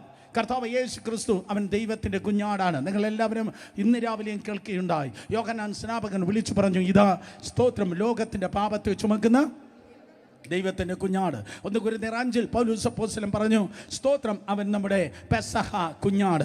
1 പത്രോസിൻ്റെ ലേഖനം 1 വാക്യത്തിൽ പറയുന്നു, സ്തോത്രം, നമ്മുടെ വീണ്ടെടുത്തതായ അതേ ദൈവത്തിൻ്റെ കുഞ്ഞാട്. വെളിപ്പാട് പുസ്തകം 5 അധ്യായത്തിൽ കുഞ്ഞാടിൻ്റെ പാട്ട് നിങ്ങൾക്ക് കാണുവാൻ കഴിയും. സോ പല പേരുകൾ, നൂറുകണക്കിന് പേരുകൾ യേശു കർത്താവിനെ കുറിച്ച് നിങ്ങൾക്ക് കാണാൻ കഴിയും. ദാവീദിൻ്റെ മുളയെന്ന് പറയുന്നു, യഹൂദ ഗോത്രത്തിലെ സിംഹം എന്ന് പറയുന്നു, വീണ്ടും ആൽഫ എന്ന് പറയുന്നു, ഒമേഗ എന്ന് പറയുന്നു, എത്രയെത്ര പേരുകളാണുള്ളത്. ഉദയ നക്ഷത്രം എന്ന് പറയുന്നു. അതേ, നൂറുകണക്കിന് പേരുകളുണ്ട്. അതിലൊന്നാണ് അവൻ ദൈവത്തിൻ്റെ കുഞ്ഞാടാണ്. പക്ഷേ ഇവിടെ നിങ്ങൾക്ക് കാണുവാൻ കഴിയുന്നത് എങ്ങനെ ഇരിക്കുന്നു? ആ വാക്യത്തിലേക്ക് നോക്കിയാട്ടെ. 7ാമത്തെ വാക്യം നോക്കുമ്പോൾ, രോമം കത്തിക്കുന്ന നടുവിൽ സ്തോത്രം തന്നെത്താൻ താഴ്ത്തി വായ തുറക്കാതിരുന്നിട്ടും അവൻ പീഡിപ്പിക്കപ്പെട്ടു. ശബ്ദം ഉയർത്തി പറഞ്ഞാട്ടെ, പീഡിപ്പിക്കപ്പെട്ടു. സോ പീഡിപ്പിക്കപ്പെടുന്നതായ ഒരു കുഞ്ഞാട്, പീഡിപ്പിക്കപ്പെടുന്നതായ ഒരു കുഞ്ഞാട്. സ്തോത്രം. ഈ പീഡിപ്പിക്കപ്പെട്ടു എന്നതിന്, സ്തോത്രം, ഈ പീഡിപ്പിക്കപ്പെട്ടു എന്നതിന് എബ്രായ പദം എഴുതിയിരിക്കുന്നത് നാഗ്യാസ്, NAWGAS, NAWGAS എബ്രായ പദമാണ് നാഗ്യാസ്. സ്തോത്രം. അത് ടാസ്ക് മാസ്റ്റേഴ്സ്, അല്ലെങ്കിൽ സ്തോത്രം, അതെ, മോശയുടെ കാലത്ത് ഉണ്ടായിരുന്നല്ലോ. ആരാണ് മോശയുടെ കാലത്ത് ഉണ്ടായിരുന്നതായ പീഡിപ്പിക്കുന്നതായ ആൾക്കാർ? Task masters. സ്തോത്രം. സെയിം വേർഡാണ് അവിടെ ഉപയോഗിച്ചിരിക്കുന്നത്. കൃത്യമായി അറിയണമെങ്കിൽ പുറപ്പാട് പുസ്തകം 3 അധ്യായം അതിൻ്റെ 6, 7, 8 വാക്യങ്ങൾ നിങ്ങൾക്ക് കാണുവാൻ തക്കോണം കഴിയും. സ്തോത്രം. ഊഴിയ വിചാരകന്മാർ. ആരാണ് ഊഴിയ വിചാരകന്മാർ? വായിച്ചിട്ടുള്ളവർ കരങ്ങളെ ഉയർത്തിയാണ്ട്. ഊഴിയ വിചാരകന്മാർ. 7 വാക്യത്തിലേക്ക് നോക്കുക. പുറപ്പാട് 3:7 വായിക്കുമ്പോൾ, യഹോവ അരുളി ചെയ്തത്, മിസ്രയീമിലുള്ള എൻ്റെ ജനത്തിൻ്റെ കഷ്ടത ഞാൻ കണ്ടു. ഊഴിയ വിചാരകന്മാർ നിമിത്തമുള്ള അവരുടെ വിളിയും ഞാൻ കേട്ടു. ഞാൻ അവരുടെ സങ്കടങ്ങൾ അറിയുന്നു. ഊഴിയ വിചാരകന്മാർ. സ്തോത്രം. ഊഴിയ വിചാരന്മാർ, ടാസ്ക് മാസ്റ്റേഴ്സ്. 4ാമത്തെ ലൈനിൽ നിങ്ങൾക്ക് കാണാൻ കഴിയും. സ്തോത്രം. Task masters. ഈ ടാസ്ക് മാസ്റ്റേഴ്സ് അല്ലെങ്കിൽ ഊഴിയ വിചാരകന്മാർ എന്ന പദം എബ്രായ പദത്തിൽ എഴുതിയാൽ നാഗ്യാസ് എന്നാണ് എഴുതിയിരിക്കുന്നത്. ഊഴിയ വിചാരകന്മാർ. സോ 4000 വർഷങ്ങൾക്ക് മുമ്പ് 30 ലക്ഷം ജനം, സ്തോത്രം, ഈജിപ്തിൽ അവരിതാ ഊഴിയ വിചാരകന്മാരാൽ അവർ കഷ്ടപ്പെടുകയാണ്. മനസ്സിലായോ? ഊഴിയ വിചാരകന്മാർ, ഇസ്രായേൽ ജനം അടിമകളായിരുന്നപ്പോൾ ടാസ്ക് മാസ്റ്റേഴ്സ്, നാഗ്യാസ് അഥവാ ഊഴിയ വിചാരകന്മാരാൽ അവർ കഷ്ടപ്പെടുകയാണ്. പക്ഷെ ഒരു സന്തോഷം എനിക്ക് തോന്നിയത്, യാക്കോബിൻ്റെ കാലത്ത് അവർ അവിടേക്ക് ഇറങ്ങിച്ചെന്നത് ഈ 70 പേരായിട്ടാണ്. 70 പേരായിട്ടാണ്. ആ 70 പേരായിട്ട് അവിടെ ഇറങ്ങിച്ചെന്നു. ഉൽപ്പത്തി പുസ്തകം 70 പേരായി ഇറങ്ങിച്ചെന്നു. പക്ഷെ എത്രത്തോളം ഊഴിയ വിചാരകന്മാർ അവരെ പീഡിപ്പിച്ചോ അത്രത്തോളം അവർ പെരുകി വന്നു. ഹലോ തുള്ളിച്ചാടി ദൈവത്തെ സ്തുതിക്ക്. നിന്നെ ആരെങ്കിലും ഓപ്രസ് ചെയ്യുന്നെങ്കിൽ, നിന്നെ ആരെങ്കിലും പീഡിപ്പിക്കുന്നെങ്കിൽ അത് നിന്റെ വർധനവിന്റെ സീസണാണ്.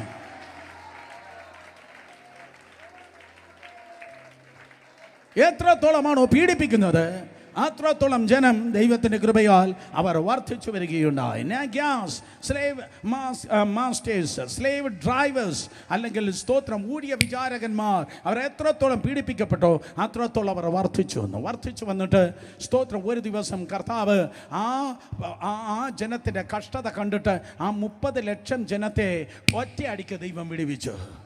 ഒറ്റ അടിക്കോ, നിങ്ങൾക്ക് ഒരു ഉത്സാഹമില്ലല്ലോ ഇന്ന് രാത്രി. സ്തോത്രം. ആ ജനത്തെ ഒറ്റ അടിക്ക് ദൈവം വിടുവിച്ചു. ഞാൻ പറയുന്നത് കൂട്ടവിടുതൽ.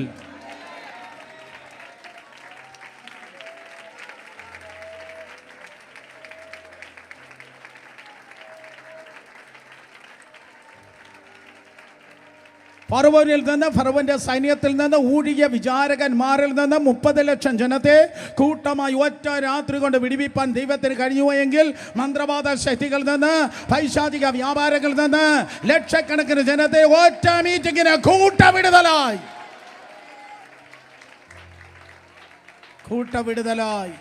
പുറത്തു കൊണ്ടുവരുവാൻ കർത്താവിന് കഴിയും. രണ്ടുപേരെ തൊട്ട് പറഞ്ഞേ, ദൈവം വിടുവിക്കുന്നവനാണ്. പറഞ്ഞേ, ദൈവം വിടുവിക്കുന്നവനാണ്. ദൈവം സ്തോത്രം അത് ഒപ്രസ് ചെയ്യുന്നവനല്ല, ദൈവം പീഡിപ്പിക്കുന്നവനല്ല. ദൈവം നിന്നെ വിടുവിക്കുന്നവനാണ്. നിന്റെ ഓഫീസിൽ ആരെങ്കിലും നിന്നെ പീഡിപ്പിക്കുന്നുവെങ്കിൽ നിന്റെ വിടുതലിന്റെ സമയം വന്നു കഴിഞ്ഞു. ഈ വെള്ളിയാഴ്ച രാത്രി കർത്താവിന്റെ കൃപയാൽ നീ ഇവിടെ ഇരിക്കുമ്പോൾ തന്നെ ദൈവത്തിന്റെ ദൂതൻ ആ ഡിപ്പാർട്ട്മെന്റിൽ ഇറങ്ങട്ടെ. നിന്നെ പീഡിപ്പിക്കുന്ന ഏതെങ്കിലും വ്യക്തിത്വം ഉണ്ടെങ്കിൽ ആ മുഖത്തെ കർത്താവ് ഓടിച്ചു കളയുകയാണ്.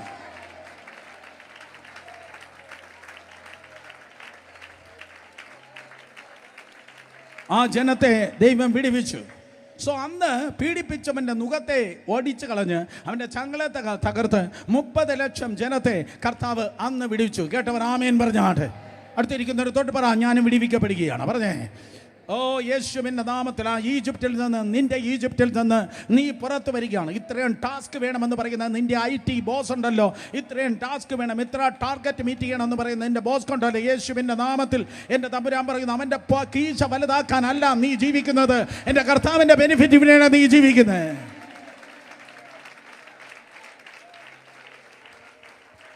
ഹല്ലേലൂയ. സോ അന്ന് 30 ലക്ഷം ജനത്തെ കർത്താവ് വിടുവിച്ച് അവരെ ദൈവകൃപയാൽ കർത്താവ് പുറത്തു കൊണ്ടുവന്നു. സ്തോത്രം. അന്ന് അവരെ വിടുവിച്ചവൻ, അന്ന് ആ പീഡയിൽ നിന്ന് അവരെ വിടുവിച്ചവൻ, ഞാൻ ആവർത്തിക്കുന്നു, ഇസ്രായേലിന് 4000 വർഷങ്ങൾക്ക് പീഡയിൽ നിന്ന് അന്ന് വിടുവിച്ചവൻ ഇന്ന് സ്വയം പീഡ ഏറ്റെടുക്കുകയാണ്. ഹോ, ടു എക്സ്ട്രീം. അന്ന് 30 ലക്ഷം ജനത്തെ അന്ന് വിടുവിച്ചവൻ ഇപ്പോൾ ഇതാ അവൻ പീഡിപ്പിക്കപ്പെടുന്നവരുടെ നടുവിൽ ഒരു കുഞ്ഞാടിനെ പോലെ കർത്താവ് യേശു ക്രിസ്തു അവനായിരിക്കുകയാണ്. അവൻ ഹ്യൂമിലിയേറ്റ് ചെയ്യപ്പെടുകയാണ്. കാര്യം എന്താണെന്നറിയോ? സ്തോത്രം. ഈ യഹൂദന്മാരാൽ മത നേതാക്കന്മാരുടെ നടുവിൽ യെശയ്യാ 53:7 മോനെ ഒരിക്കൽ കൂടെ സ്തോത്രം. അതെ, തന്നെത്താൻ താഴ്ത്തി വായ തുറക്കാതിരുന്നിട്ടും അവൻ പീഡിപ്പിക്കപ്പെട്ടു. കൊല്ലുവാൻ കൊണ്ടുപോകുന്ന കുഞ്ഞാടിനെ പോലെയും രോമം കത്തിക്കുന്ന നടുവിൽ മിണ്ടാതിരിക്കുന്ന ആടിനെ പോലെയും അവൻ വായ തുറക്കാതിരുന്ന. ഇപ്പോൾ സ്തോത്രം യേശു കർത്താവ് വായ തുറക്കാതിരിക്കുക. കാര്യം എന്താ? 3.5 വർഷക്കാലം കർത്താവ് യേശു ക്രിസ്തു തൻ്റെ പരസ്യ ശുശ്രൂഷ വേളയിലായിരിക്കുമ്പോൾ അവനെ അറസ്റ്റ് ചെയ്തതായി യഹൂദന്മാർ യേശുവിൻ്റെ അടുക്കലേക്ക് ഉടക്ക് ചോദ്യങ്ങളുമായി കടന്നു വന്നു. അങ്ങനെയുള്ളവരെ കണ്ടിട്ടുണ്ടോ? കുഴയ്ക്കുന്ന ചോദ്യങ്ങളുമായി കടന്നു വരുന്ന ആൾക്കാർ മിക്കവാറും കേരളത്തിൽ ശുശ്രൂഷിക്കുന്ന സമയത്ത് ഈ മീറ്റിംഗ് കഴിഞ്ഞിട്ട് ഞാൻ നിൽക്കാത്തത് കുഴയ്ക്കുന്ന ചോദ്യങ്ങളുമായി കടന്നു വരുന്ന ചില പരീശന്മാരുണ്ട്, ചില കയ്യഫാമാരുണ്ട്. സ്തോത്രം. ചില അങ്ങനെയുള്ള ആൾക്കാരുണ്ട്. സോ അവരുടെ നടുവിൽ നമ്മൾ നിന്ന് എന്തിനാണ് മുറിവേൽക്കുന്നത്? അതുകൊണ്ട് ഏറ്റവും സേഫ്റ്റി എന്ന് പറയുന്നത്, ഏറ്റവും സുരക്ഷിതത്വം എന്ന് പറയുന്നത് അവിടെ മുൻപിൽ നിന്ന് ഓടിപ്പോകുക. ഹല്ലേലൂയ. നിങ്ങളെ കുത്തുന്ന വേലുകളുമായി, നിങ്ങൾക്ക് നേരെ എറിയുന്ന കുന്തങ്ങളുമായി കറങ്ങി നടക്കുന്ന അഭിഷേകം നഷ്ടപ്പെട്ട ശൗലന്മാരുണ്ടെങ്കിൽ അവിടെ മുൻപിൽ നിൽക്കരുത്, ഓടിപ്പോ.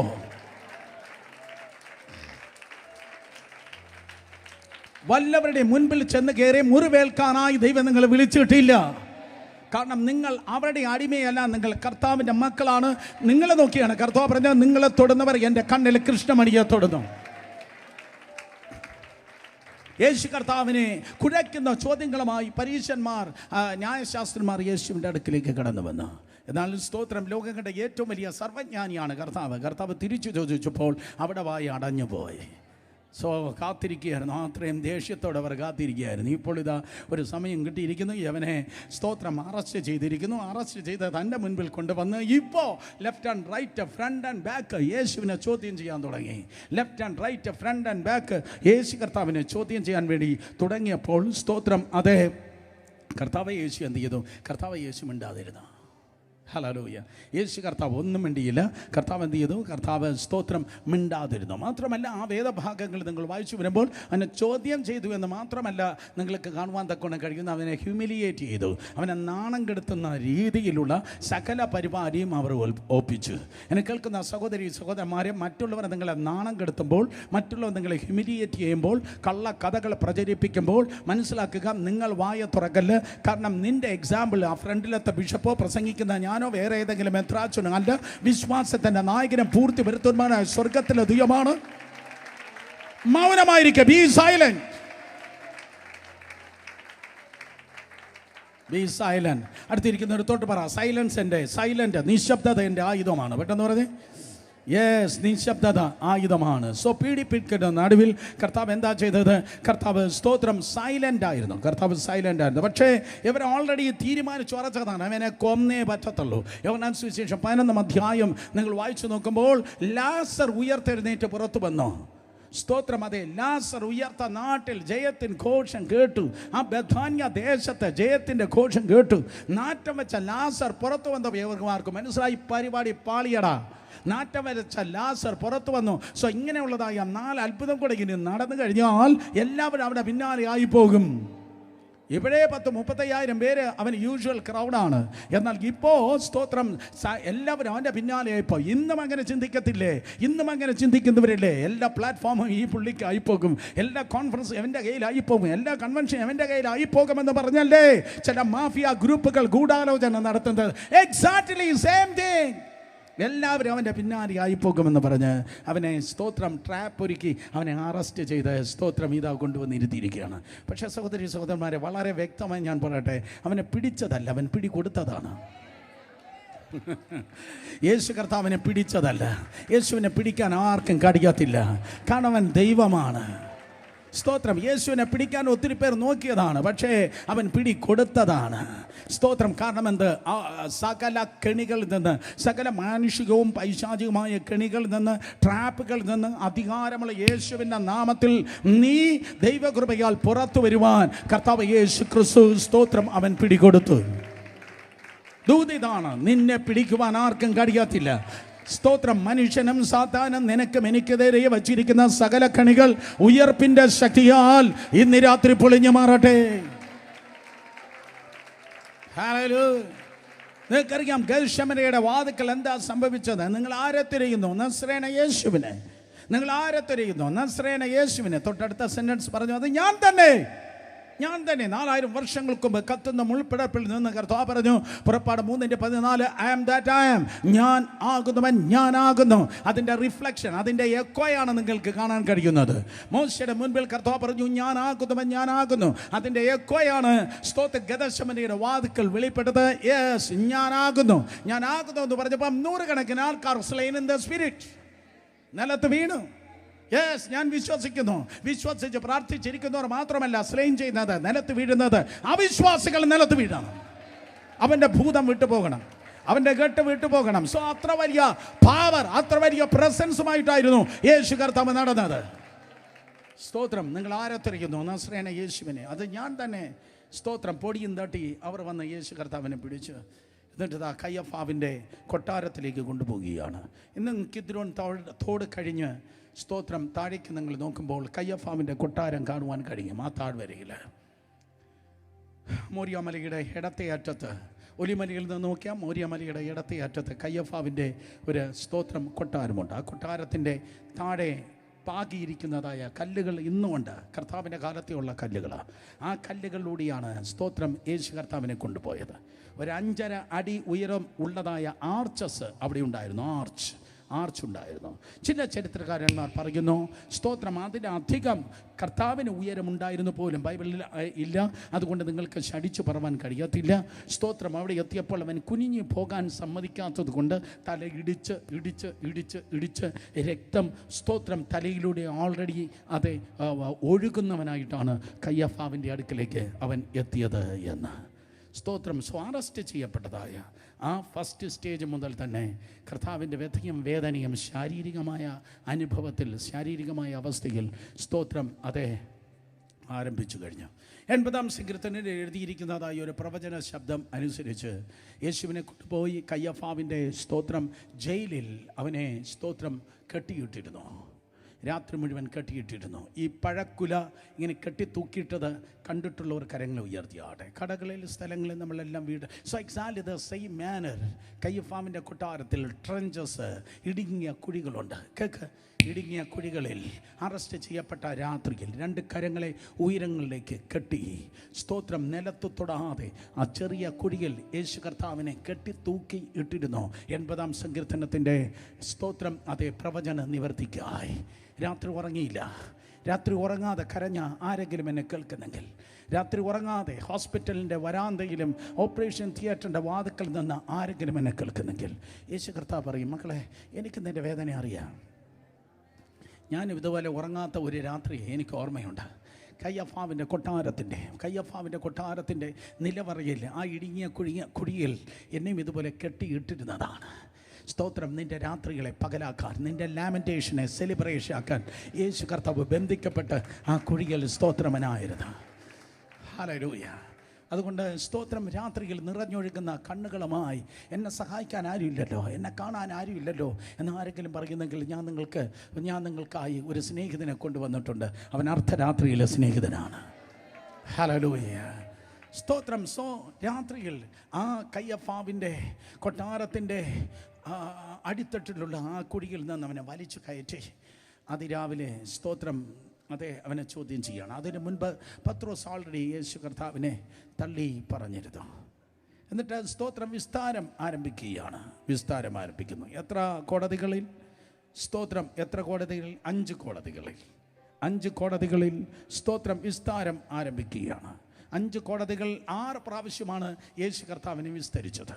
ഒരിക്കൽ കൂടെ 5 കോടതികളിൽ 6 പ്രാവശ്യമാണ് യേശു കർത്താവിനെ വിസ്തരിച്ചത്.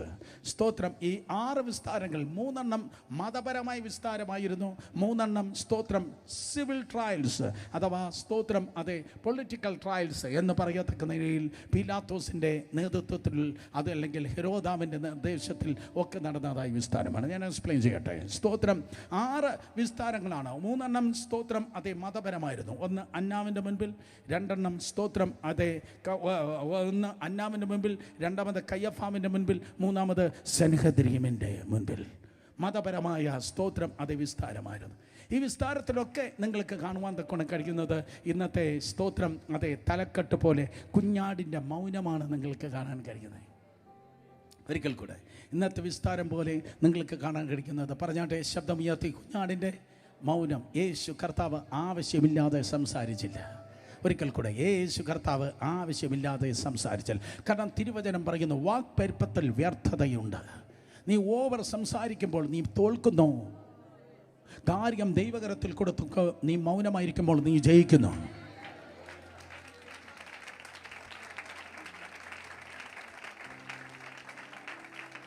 കൂടുതൽ വാചകമടിക്കണമെന്ന് തോന്നുമ്പോൾ ഓടിക്കോ, പ്രാർത്ഥനാ റൂമിലേക്ക് ഓടിക്കോ. കൂടുതൽ പറയണം, വാചകമടിക്കണമെന്ന് തോന്നുമ്പോൾ നേരെ പ്രാർത്ഥനാ റൂമിലേക്ക് ഓടിക്കോ. എന്നിട്ട് മുട്ട് മടക്കുകയല്ല, നിൽക്കുകയല്ല, ചിലപ്പോൾ നെടുമ്പാട് വീണ് ദൈവത്തിൻ്റെ സന്നിധിയിൽ വീണ് കിടന്ന് മനുഷ്യനോട് പറവാൻ കഴിയാത്തത്, മനുഷ്യന് കേൾക്കാൻ ഇല്ലാത്തത്, ദൈവത്തിൻ്റെ മുൻപിൽ നീണ്ട സ്തോത്രം നെടുമ്പാട് വീണ് ദൈവത്തിൻ്റെ സന്നിധിയിൽ വിളിച്ചു പറഞ്ഞാട്ടെ. കേട്ടിട്ടില്ലേ അബ്രഹാം നെടുമ്പാട് വീണെന്ന്, മോശ കവണ് വീണെന്ന്? യെസ്, ഇന്നും ഈ പട്ടണത്തിൽ അത് സാധ്യമാണ്. കമാൺ, നിന്റെ വീട്ടിൽ അത് സാധ്യമാണ്.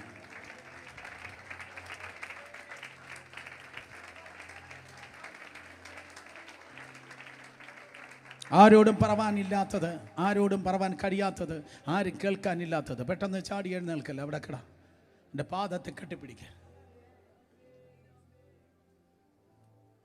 ഒരു പുതിയ ട്രെൻഡ് ഉണ്ടാകട്ടെ. എൻ്റെ പാദത്തിൽ കെട്ടിപ്പിടിച്ച്, എൻ്റെ പാദത്തെ തെരുതെരെ ചുംബിച്ച്, എൻ്റെ പാദത്തെ തെരുതെരെ ചുംബിച്ച് അതിനോട് പറ, കർത്താവേ, കർത്താവേ, ബലവാനും ബലഹീനനും തമ്മിൽ, ബലവാനും ബലഹീനനും തമ്മിൽ, ബലവാനും ബലഹീനനും തമ്മിൽ, ബലവാനും ബലഹീനനും തമ്മിൽ, ബലവാനും ബലഹീനനും തമ്മിൽ കാര്യമുണ്ടായാൽ, ബാക്കി പ്രാർത്ഥനയുണ്ടോരമേ, ബലഹീനർക്ക് തുണ നിൽക്കുന്ന ഒരു കർത്താവുണ്ട്.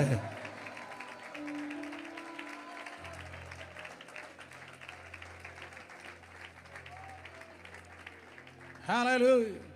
ബലഹീനർക്ക് തുണ നിൽക്കുന്ന ഒരു കർത്താവ് ഇറങ്ങി വരണമേ. നിശ്ചയമായി അവൻ ഇറങ്ങി വരും. ഏത് കൊടുങ്കാറ്റിലും ഏത് പെരുങ്കാറ്റിലും നിന്റെ അടുക്കൽ ഇറങ്ങി വരുന്നതായ ഒരു കർത്താവുണ്ട്. ഹല്ലേലൂയ. വേദപുസ്തകം പറയുന്നു, സ്തോത്രം. അതെ, മിക്കവാറും അവൻ മൗനമായിരുന്നു. കയ്യഫാവിൻ്റെ മുൻപിൽ, അന്നാവിൻ്റെ മുൻപിൽ കർത്താവ് മൗനമായിരുന്നു.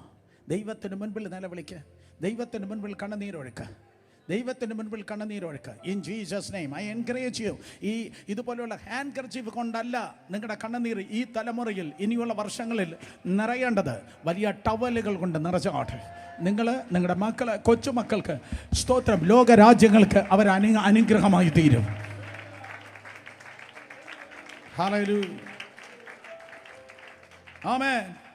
സ്തോത്രം. ദൈവത്തിൻ്റെ സന്നിധിയിൽ വീണ് കിടന്നാട്ടെ, കണ്ണുനീരൊഴുക്കിയാട്ടെ. മനുഷ്യൻ്റെ മുൻപിൽ മൗനമായിരുന്നു, ദൈവത്തിൻ്റെ മുൻപിൽ പ്രാർത്ഥനയിൽ വാചാലനായിരുന്നാട്ടെ. അവിടെ നിന്നാണ് നിന്റെ ജയം ആരംഭിക്കുന്നത്. നിന്റെ ജയം ആരംഭിക്കുന്നത് ശമ്പളത്തിൽ നിന്നല്ല, വരുമാനത്തിൽ നിന്നല്ല, പണത്തിൽ നിന്നല്ല, സ്വാധീനത്തിൽ നിന്നല്ല. സ്തോത്രം. നിന്റെ പ്രാർത്ഥനാ മുറിയിൽ നിന്നാണ് നിന്റെ ജയം ആരംഭിക്കുന്നത്.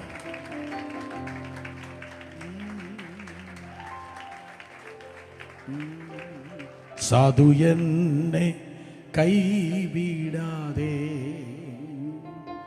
നാഥനം നടത്തിയിടുന്നു. സാധു എന്നെ കൈവിടാതെ നാഥനം നടത്തിയിടുന്നു. ചെറുത് പാടിയാട്ടെ. സാധു എന്നെ കൈവിടാതെ നാഥനം നടത്തിയിടുന്നു. സാധു എന്നെ കൈവിടാതെ നാഥനം നടത്തിയിടുന്നു. എല്ലാവരും അന്ത്യത്തോളം ചിറകളിൽ അവൻ കാത്തിടും തരയിൽ. കരങ്ങളടിച്ച്. അന്ത്യത്തോളം ചിറകളിൽ അവൻ കാത്തിടും കരയിൽ. ആപത്തിലും രോഗത്തിലും, ആപത്തിലും രോഗത്തിലും അവനായിരിക്കഭയം. സാധു എന്നെ കൈവിടാതെ നാഥനം നടത്തിയിടുന്നു. സാധു എന്നെ കൈവിടാതെ നാഥനം നടത്തിയിടുന്നു. കണ്ണുനീരിൻ താഴ്വരയിൽ കരയുന്ന വേളകളിൽ, കണ്ണുനീരിൻ താഴ്വരയിൽ കരയുന്ന വേളകളിൽ കൈവിടില്ലൻ കർത്തനന്റെ, കൈവിടില്ലൻ കർത്തനന്റെ. കണ്ണുനീരെല്ലാം തുടയ്ക്കും. സാധു എന്നെ കൈവിടാതെ നാഥനം നടത്തിയിടുന്നു. സാധു എന്നെ കൈവിടാതെ നാഥനം നടത്തിയിടുന്നു. കൊടും കാറ്റും തിരമാലയും പാടകിൽ വന്നാഞ്ചടിക്കും. എല്ലാവരും. കൊടും കാറ്റും തിരമാലയും പാടകിൽ വന്നാഞ്ചടിക്കും. നേരമെൻ്റെ ചാരയുണ്ട്, നേരമെൻ്റെ ആമേൻ. Oh yes. നാഥനെന്നും വല്ലഭനാൻ നേരമെൻ്റെ ചാരയുണ്ട്. എത്ര പേര് പറയും നേരമെൻ്റെ ചാരയുണ്ട്, നേരമെൻ്റെ ചാരേ. ഈ രാത്രിയില് നേരമെൻ്റെ ചാരയുണ്ട് നാഥനെന്നും വല്ലഭനാ. സാധു എന്നെ കൈവിടാതെ നാഥനെന്നും നടത്തിയിടുന്നു. സാധു എന്നെ കൈവിടാതെ നാഥനെന്നും നടത്തിയിടുന്നു. സാധു എന്നെ കൈവിടാതെ നാഥനെന്നും നടത്തിയിടുന്നു. വാക്കുകൾ, കണ്ണുനീര് മനുഷ്യന്റെ മുമ്പിൽ വേസ്റ്റ് ആക്കല്ല. വാക്കുകൾ, കണ്ണുനീര് മനുഷ്യന്റെ മുമ്പിൽ വേസ്റ്റ് ആക്കല്ല. അന്ധകാരത്താൽ എല്ലാ കണ്ണും മങ്ങുമ്പോൾ മങ്ങാത്ത ഒരു കണ്ണ് സ്വർഗത്തിൽ നിനക്കുണ്ട്.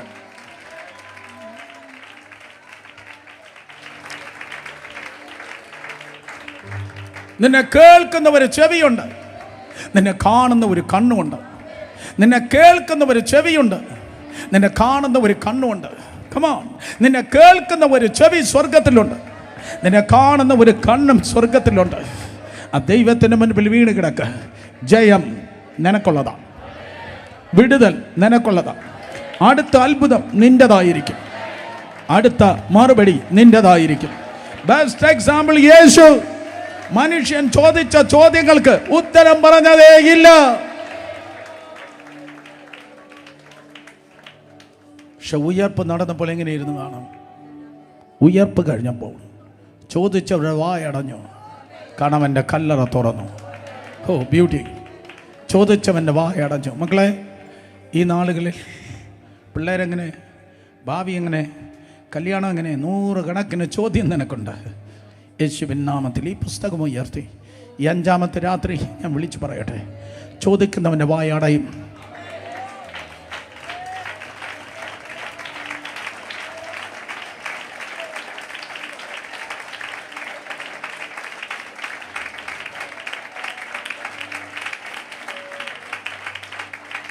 നിനക്ക് ചോദ്യമുണ്ടെങ്കിൽ കർത്താവിന് ഉത്തരമുണ്ട്. ഹല്ലേലൂയ. സോ യേശുവിൽ പാപമില്ല, യേശുവിൽ കുറവില്ല, യേശു കർത്താവിൽ ഷോർട്ട് കമ്മിങ്, കുറവുകളൊന്നുമില്ല. യേശു കർത്താവിൽ അവിശ്വസതയില്ല. 100% ഈ വചനം എങ്ങനെ അനുസരിക്കും? അതിൻ്റെ ടോപ്പായി, ക്ലാസ്സായി കർത്താവ് അനുസരിക്കുകയുണ്ടായി. യേശുവിൽ ചെറിയൊരു പാപം പോലുമില്ല. അങ്ങേറ്റത്തെ അന്നത്തെ ഏറ്റവും വലിയ സ്തോത്രം അതേ കോടതിയായിരുന്നു. അതെ, സെൻഹദ്രീൻ സംഘം മതകോടതി കഴിഞ്ഞാൽ സിവിൽ കോടതിയായിരുന്നു. സ്തോത്രം പീലാത്തോസിൻ്റെ കോടതി. നിങ്ങൾക്കറിയാമോ, 7 പ്രാവശ്യം പീലാത്തോസ് ആവർത്തിച്ചു 7 പ്രാവശ്യം പീലാത്തോസ് പറഞ്ഞു, ഇവനിൽ ഒരു കുറ്റവുമില്ല. എത്ര പേർ കേട്ടിട്ടുണ്ട്? കരങ്ങളെ ഉയർത്തിയാട്ടെ. നോ, പീലാത്തോസ് 7 പ്രാവശ്യം പറഞ്ഞു എന്ന് കേട്ടിട്ടുള്ളവർ കരങ്ങളെ ഉയർത്തിയാട്ടെ. സ്തോത്രം. ഞാൻ ചോദിക്കും, എവിടെയൊക്കെയാണ് പറഞ്ഞതെന്ന്? സ്തോത്രം പറ. പീലാത്തോസ് 7 പ്രാവശ്യമാണ് പറഞ്ഞത്.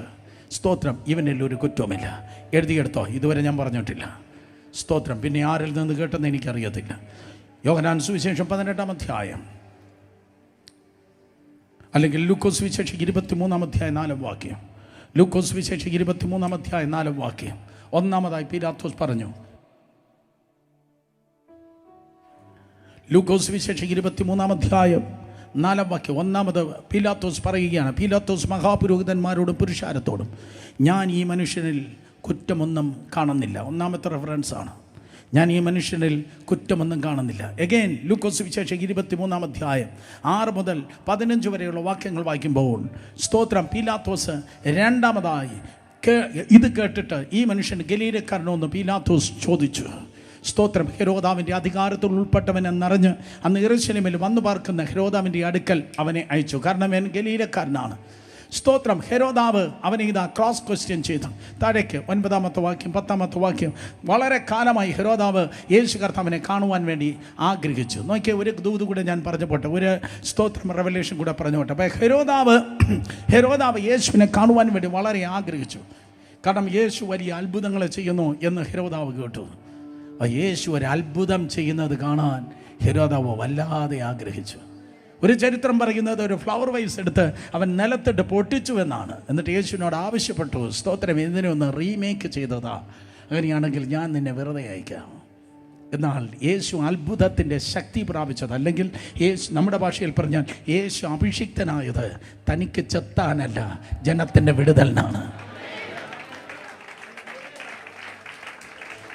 ഒരു അഭിഷിക്തനായ ദൈവദാസൻ, സുവിശേഷകൻ, പാസ്റ്റർ ദൈവത്തിൻ്റെ ആത്മാവിൽ നിറഞ്ഞ് കൃപയും കൃപാവരവും പ്രാപിക്കുന്നത് അവൻ ബാബ ആകാൻ വേണ്ടിയല്ല, ജനത്തിൻ്റെ കണ്ണുനീർ തുടയ്ക്കുവാൻ വേണ്ടിയാണ്. അങ്ങനെയായിരുന്നെങ്കിൽ ഹെരോദാവിൻ്റെ മുൻപിൽ യേശു കർത്താവ് സ്തോത്രം അന്തരീക്ഷത്തിൽ നിന്ന് അടുത്ത ഫ്ലവർ വൈസ് എടുത്ത് സ്തോത്രം അവന് കൊടുത്ത കർത്താവ് രക്ഷപ്പെടുമായിരുന്നു. എന്നാൽ യേശു വന്നത് സ്വയം രക്ഷ പ്രാപിക്കാനല്ല, നിന്നെ രക്ഷിക്കാൻ വേണ്ടിയാണ്. സ്തോത്രം. താഴേക്ക് നിങ്ങൾ വായിക്കുമ്പോൾ അതേ തിരുവചനം പറയുന്നു, 16:6 മുതൽ 15 വരെയുള്ള 23:14 വൈകി, ഈ മനുഷ്യൻ ജനത്തെ മത്സരിപ്പിക്കുന്നു എന്ന് പറഞ്ഞ് നിങ്ങളവനെ എൻ്റെ അടുക്കൽ കൊണ്ടുവന്നല്ലോ. ഞാനോ നിങ്ങളുടെ മുൻപാകെ വിസ്തരിച്ചിട്ട് നിങ്ങൾ ചുമത്തിയ കുറ്റം ഒന്നും ഇവനിൽ കണ്ടില്ല. ആര് പറയുന്നു? ഹെരോദാവ് പറയുന്നു. നേരത്തെ പിലാത്തോസ് പറഞ്ഞു, ഇപ്പോൾ ഹെരോദാവ് പറയുന്നു, ഇവനിൽ ഒരു കുറ്റവും ഞാൻ കാണുന്നില്ല. അഗൈൻ ലൂക്കോസ് 23:22 നോക്കിയാട്ടെ. ലൂക്കോസ് 23:22 അവൻ മൂന്നാമതും അവരോട് അവൻ ചെയ്ത ദോഷം എന്ത്? മരണയോഗ്യമായത് ഒന്നും അവനിൽ കണ്ടില്ല, അതുകൊണ്ട് ഞാൻ അവനെ അടുപ്പിച്ചിട്ടയക്കും. മൂന്നാമത്തെ പ്രാവശ്യം പിലാത്തോസ് പറയുകയാണ്, സ്തോത്രം, അതെ, അവനിൽ മരണയോഗ്യമായ ഒന്നും അവനിൽ കണ്ടില്ല. സ്തോത്രം. സിവിൽ കോടതികൾ പറയുക അവന് മരണ അയോഗ്യമായ ഒന്നും കാണുന്നില്ല. വീണ്ടും മത്തായി സുവിശേഷം 27:24, മത്തായി സുവിശേഷം 27:24 ആരവാരം അധികമല്ല ആകുന്നതല്ലാതെ ഒന്നും സാധിക്കുന്നില്ല എന്ന് പിലാത്തോസ് കണ്ടിട്ട് വെള്ളമെടുത്ത് പുരുഷൻ കാണെ കൈ കഴുകി, ഈ നീതിമാന്റെ രക്തത്തിൽ എനിക്ക് കുറ്റമില്ല, നിങ്ങൾ തന്നെ നോക്കിക്കൊള്ളുവിനെന്ന് പറഞ്ഞു. സോ അവൻ പറയുന്നു, ഇവൻ നീതിമാൻ. ശബ്ദം ഉയർത്തി പറഞ്ഞാട്ടെ. യേശുവിനെ പിലാത്തോസ് വിളിച്ചത് എന്താണ്? ഒരിക്കൽ കൂടെ ശബ്ദം ഉയർത്തി പറഞ്ഞ എന്താണ്? സ്തോത്രം. യോഹന്നാൻ സുവിശേഷം 19:4 സ്തോത്രം 5-ാമതായി പറയുന്നു, ഇവനിൽ ഒരു കുറ്റവും ഞാൻ കാണുന്നില്ല. സ്തോത്രം. പീലാത്തോസ് പിന്നെയും പുറത്തു വന്ന്, ഞാൻ അവനിൽ ഒരു കുറ്റവും കാണുന്നില്ല. 6-ാം വാക്യം 19:6 യോഹന്നാൻ സുവിശേഷം 19:6 മഹാപുരോഹിതന്മാരും സേവകരും അവനെ കണ്ടപ്പോൾ ക്രൂശിക്കാൻ നാത്ത് വിളിച്ചു. പീലാത്തോസ് അവരോട്, നിങ്ങൾ അവനെ കൊണ്ടുപോയി ക്രൂശിപ്പിൻ, ഞാനോ അവനിൽ ഒരു കുറ്റവും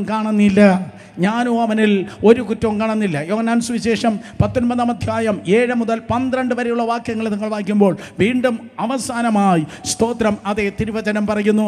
7-ാമത്തെ പ്രാവശ്യം പിലാത്തോസ് പറഞ്ഞു, യേശു കർത്താവിൽ ഒരു കുറ്റവുമില്ല.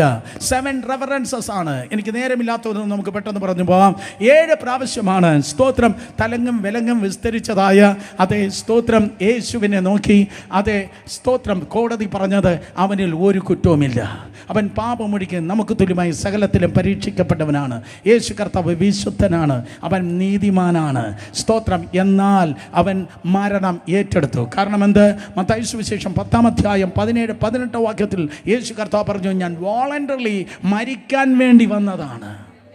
ഹല്ലേലൂയ. മത്തായി സുവിശേഷം 10:17-18 വാക്യങ്ങൾ വായിക്കുമ്പോൾ മത്തായി സുവിശേഷം 10:17 മനുഷ്യരെ സൂക്ഷിച്ചുകൊണ്ട് നിങ്ങളെ ന്യായാധിപ സഭകൾ ഏൽപ്പിക്കുകയും അവിടെ പള്ളികൾ വെച്ച് ചമ്മട്ടി കൊണ്ട് അടിക്കുകയും 18-ാം വാക്യം സ്തോത്രം 18-ാം വാക്യം എൻ്റെ നിമിത്തം നാടുവാഴികളും രാജാക്കന്മാരും മുമ്പിൽ കൊണ്ടുപോവുകയും ചെയ്യും, അത് അവർക്ക് ജാതികൾക്ക് ഒരു സാക്ഷ്യമായിരിക്കും. സോ തന്നെക്കുറിച്ചുള്ളതായ പീഡയെക്കുറിച്ച് കർത്താവ് പറയുകയാണ്. സ്തോത്രം. മനസ്സിലാക്കണമേ, ദൈവകൃപയാൽ കർത്താവ് സ്തോത്രം സ്വയമായി ജീവനെ നൽകാനായി ഈ ലോകത്തിൽ കടന്നു വന്നു. വിശ്വസിക്കുന്നവർ കരങ്ങൾ ഉയർത്തി ഹല്ലേലൂയ പറഞ്ഞേ. സോ പാപമില്ലാത്തവനായ യേശു ആർക്കും ഒരു കോടതിക്കും യേശു കർത്താവ് സ്തോത്രം പാപിയെന്ന് തെളിയിപ്പാൻ തക്കവണ്ണം കഴിഞ്ഞില്ല. സോ ഈ കോടതികളെല്ലാം ആരുടെ മുൻപിൽ? സ്തോത്രം പിലാത്തോസിൻ്റെ മുൻപിൽ, അന്നാവിൻ്റെ മുൻപിൽ, അതുപോലെ ഹെരോദാവിൻ്റെ മുൻപിൽ കർത്താവ് മൗനമായിരുന്നു. ഒരേ ഒരു സ്ഥലത്ത് മാത്രമാണ് കർത്താവ് സംസാരിച്ചത്. അത് പറഞ്ഞാൽ നമുക്ക് പിരിക്കാം. ഒരേ ഒരു സ്ഥലത്ത് മാത്രമാണ് കർത്താവ് സംസാരിച്ചത്. എവിടെയെന്നറിയാമോ? സ്തോത്രം കയ്യഫാവിൻ്റെ മുൻപിൽ സ്തോത്രം ഒരു ചോദ്യം കയ്യഫാവ് ചോദിക്കുമ്പോൾ, കയ്യഫാവിൻ്റെ മുൻപിൽ ഒരു ചോദ്യം കയ്യഫാവ് ചോദിക്കും. അവിടെ മാത്രമാണ് കർത്താവ് സ്തോത്രം അതേ ശബ്ദം ഉയർത്തി പറഞ്ഞേ.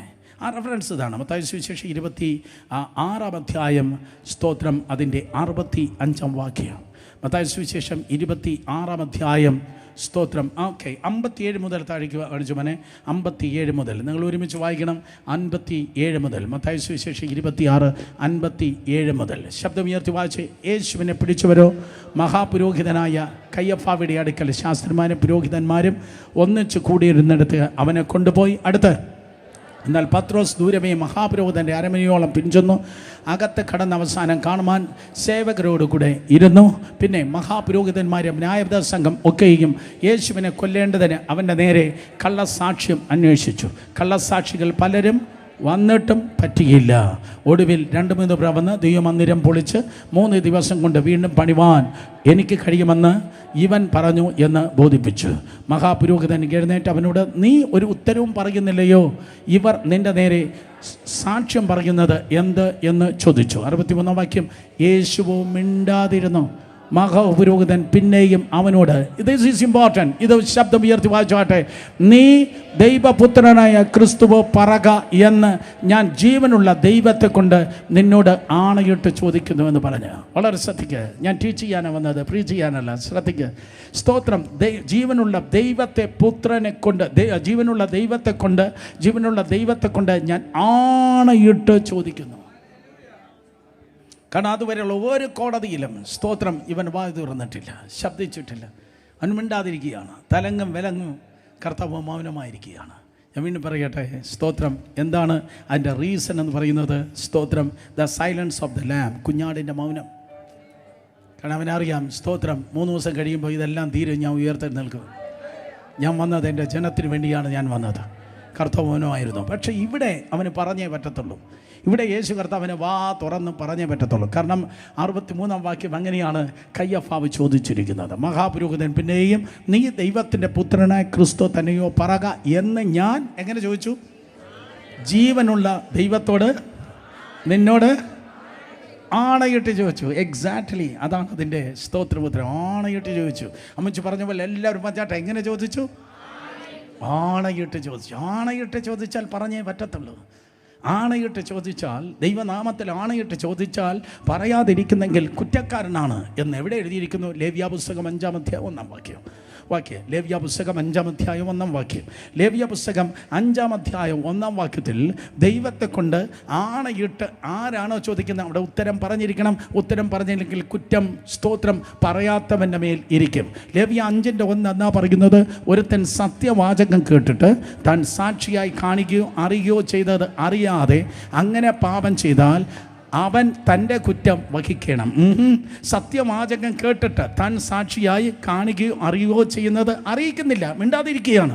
സത്യം ഇന്നതെന്നറിയാം, പക്ഷേ സത്യം ഇന്നതെന്ന് പറഞ്ഞിട്ട് താൻ വിഴുങ്ങി മിണ്ടാതിരിക്കുന്നെങ്കിൽ ആ കുറ്റം അവൻ അനുഭവിക്കണം എന്നാണ് കർത്താവ് പറഞ്ഞത്. യേശു കർത്താവ് താൻ ദൈവപുത്രനെന്ന് വളരെ നന്നായിട്ട് അറിയാം. സ്തോത്രം. അനുഭവിച്ചതാണ്, അനുഭവിച്ചു കൊണ്ടിരിക്കുന്നവനാണ്. സ്തോത്രം വളരെ വാസ്തവമാണ്. അതുകൊണ്ട് അവന് മിണ്ടാതിരിക്കാൻ കഴിയത്തില്ല. കാര്യം എന്താ? ദൈവത്തെ കൊണ്ട് സ്തോത്രം ആണയിട്ട് ചോദിച്ചിരിക്കുക. ദൈവത്തെ കൊണ്ട് ആണയിട്ട് ചോദിച്ചിരിക്കുക. അതുവരെയും കർത്താവ് തല കുനിച്ച് മിണ്ടാതെ നിന്ന്. Cake, this is so beautiful. സ്തോത്രം. അതുവരെയും കർത്താവ് തല കുനിച്ച് മിണ്ടാതത്. ദൈവത്തെ കൊണ്ട് ആണയിട്ട് ചോദിക്കുന്നതെന്ന് പറയുമ്പോൾ കർത്താവ് തല ഉയർത്തി. അതുവരെയും കർത്താവ് മിണ്ടാതെ തല കുനിച്ച് നിന്നു. പക്ഷെ ദൈവത്തെ കൊണ്ട് ആണയിട്ട് ചോദിക്കുന്നു കർത്താവ് തല ഉയർത്തി. നീ വന്യനായ ദൈവത്തിൻ്റെ പുത്രനായ ക്രിസ്തു ആകുന്നോ? ഇതാണ് ചോദ്യം. നീ വന്യനായ ദൈവത്തിൻ്റെ പുത്രനായ ക്രിസ്തു ആകുന്നോ? ശടാ കയ്യഫാവേ, അവൻ്റെ നോട്ടം നോക്കടാ. ശടാ മഹാപുരോഹിത കയ്യഫാവേ, അവൻ്റെ നോട്ടം നോക്ക്. അവൻ നോക്കുന്നതുണ്ടല്ലോ, ആ നൂറ്റാണ്ടുകൾക്കപ്പുറത്തേക്കാണ് നോക്കുന്നത്. അവൻ്റെ നോട്ടം നോക്ക്. കയ്യഫാവേ, നിൻ്റെ വല്യപ്പച്ചനായ അഹരോനെ പുരോഹിതനായി അഭിഷേകം ചെയ്ത മോശയോട് ഇതേ യവൻ തന്നെ ഒരു ചോദ്യം ചോദിച്ചു. ആരാകുന്നു കർത്താവേ? നീ ആരാകുന്നു കർത്താവേ എന്ന് ചോദിച്ചപ്പോൾ യവൻ പറഞ്ഞ ഒരു വാക്കുണ്ട്, ഞാനാകുന്നവൻ, ഞാനാകുന്നു.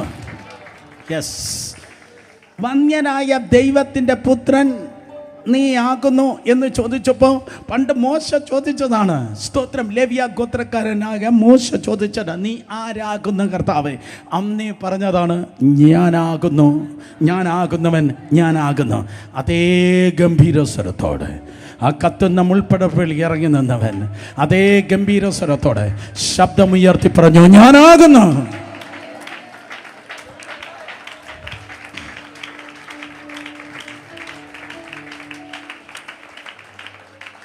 കയ്യഫാവിൻ്റെ കൊട്ടാരത്തിൻ്റെ ചുവരിൽ ആ ശബ്ദം തട്ടി ഇങ്ങനെ പ്രകമ്പനം കൊണ്ട് കാണും. കാരണം കാദേശ് മരുവിനെ നടക്കുന്ന, വനങ്ങളെ തൊലിരിപ്പിക്കുമാറാക്കുന്ന, മാൻകുട്ടികളെ പ്രസവിക്കുമാറാക്കുന്ന ദൈവപുത്രന്റെ ശബ്ദം ആ അന്തരീക്ഷത്തിൽ മാറ്റലുകൊള്ളുകയാണ്. ഞാനാകുന്നു. അത് കേട്ട് മതം വിറച്ചു. നിങ്ങൾക്ക് കാണാൻ കഴിയുന്നു, ദുർഭൂതങ്ങൾ വിറയ്ക്കുന്നത് നിങ്ങൾക്ക് കാണാൻ കഴിയുന്നു. ഇത്രയും നേരം ഇക്കിളിയിട്ട് ചോദിച്ചിട്ടിരുന്നത്, പക്ഷെ അവനെ ഇളകിയില്ല. അതവൻ്റെ സ്പിരിച്വൽ മെച്യൂരിറ്റിയാണ്. ഈ മെച്യൂർ ആയിരിക്കുന്ന ആൾക്കാർ ഒരിക്കൽ, oh come on help us o Lord, ഹല്ലേലൂയ, ഇളകത്തില്ല, ഇളകത്തില്ല, ഇളകത്തില്ല. അതുവരെയും ചോദിച്ചു, പക്ഷേ അവൻ അനങ്ങിയില്ല. പക്ഷേ ഇപ്പോൾ അവൻ ഞാൻ ആകുന്നു പറഞ്ഞില്ലെങ്കിൽ കുറ്റം അവൻ്റെ മേലിരിക്കും. അതുകൊണ്ട് അവൻ ശബ്ദമുയർത്തി ഞാൻ ആകുന്നു എന്ന് പറഞ്ഞപ്പോ മഹാപുരോഹിതൻ ചെയ്തത്, സ്തോത്രം, അതെ യേശു കർത്താവ് പറഞ്ഞു, നോക്ക്, നീ ഇപ്പോഴ് ഞാൻ വന്നിരിക്കുന്നതിനെ കുറിച്ചാണ് നീ ചോദിക്കുന്നത്. ഇപ്പം നീ വന്നിരിക്കുന്നതിനെ കുറിച്ചാണ് ചോദിച്ചത്. പക്ഷേ കർത്താവ് ഉത്തരം പറഞ്ഞത് ഇപ്പം വന്നതിനെ കുറിച്ച് മാത്രമല്ല, ഇനി വരാൻ പോകുന്നതിനെ കൂടെ ചേർത്താണ് കർത്താവ് ഉത്തരം നൽകിയത്. ഞാനാകുന്നു. ഇപ്പം വന്നത് മാത്രമല്ല, ഇനി മനുഷ്യപുത്രൻ സർവശക്തൻ്റെ വലതുഭാഗത്ത് ഇരിക്കും. ദാറ്റ് മീൻസ് ഞാൻ ഉയർത്തി നിൽക്കും. എടാ ഗുയെ, നീ എന്നെ തല്ലിക്കൊന്ന കല്ലറയിൽ വെച്ചാലും ഞാനവിടെ തീരത്തില്ല. നീ വയ്ക്കുന്നിടത്ത് ഞാൻ തുടരത്തില്ല. ഓ, ആരോട് പറയാൻ? നീ വയ്ക്കുന്നിടത്ത് ഞാൻ തുടരത്തില്ല, ഞാൻ ഉയർത്താൻ നിൽക്കും. ഞാൻ ഉയർത്തെഴുന്നേറ്റ് പിതാവായ ദൈവത്തിന്റെ വലതുഭാഗത്ത് ഇരിക്കുകയും ഇനി ആകാശമേഘങ്ങളെ വാഹനമാക്കി വരുന്നത് നിങ്ങൾ കാണാം. നീ കാണുമെന്നല്ല പറഞ്ഞ നിങ്ങൾ. അവിടെ നിങ്ങളെന്ന് പറഞ്ഞിരിക്കുന്ന മാനുഷിക വൃന്ദം മാത്രമല്ല, പൈശാചിക ശക്തികളെയും നോക്കിയാണ് കർത്താവ് പറഞ്ഞത്, നിങ്ങൾ കാണും.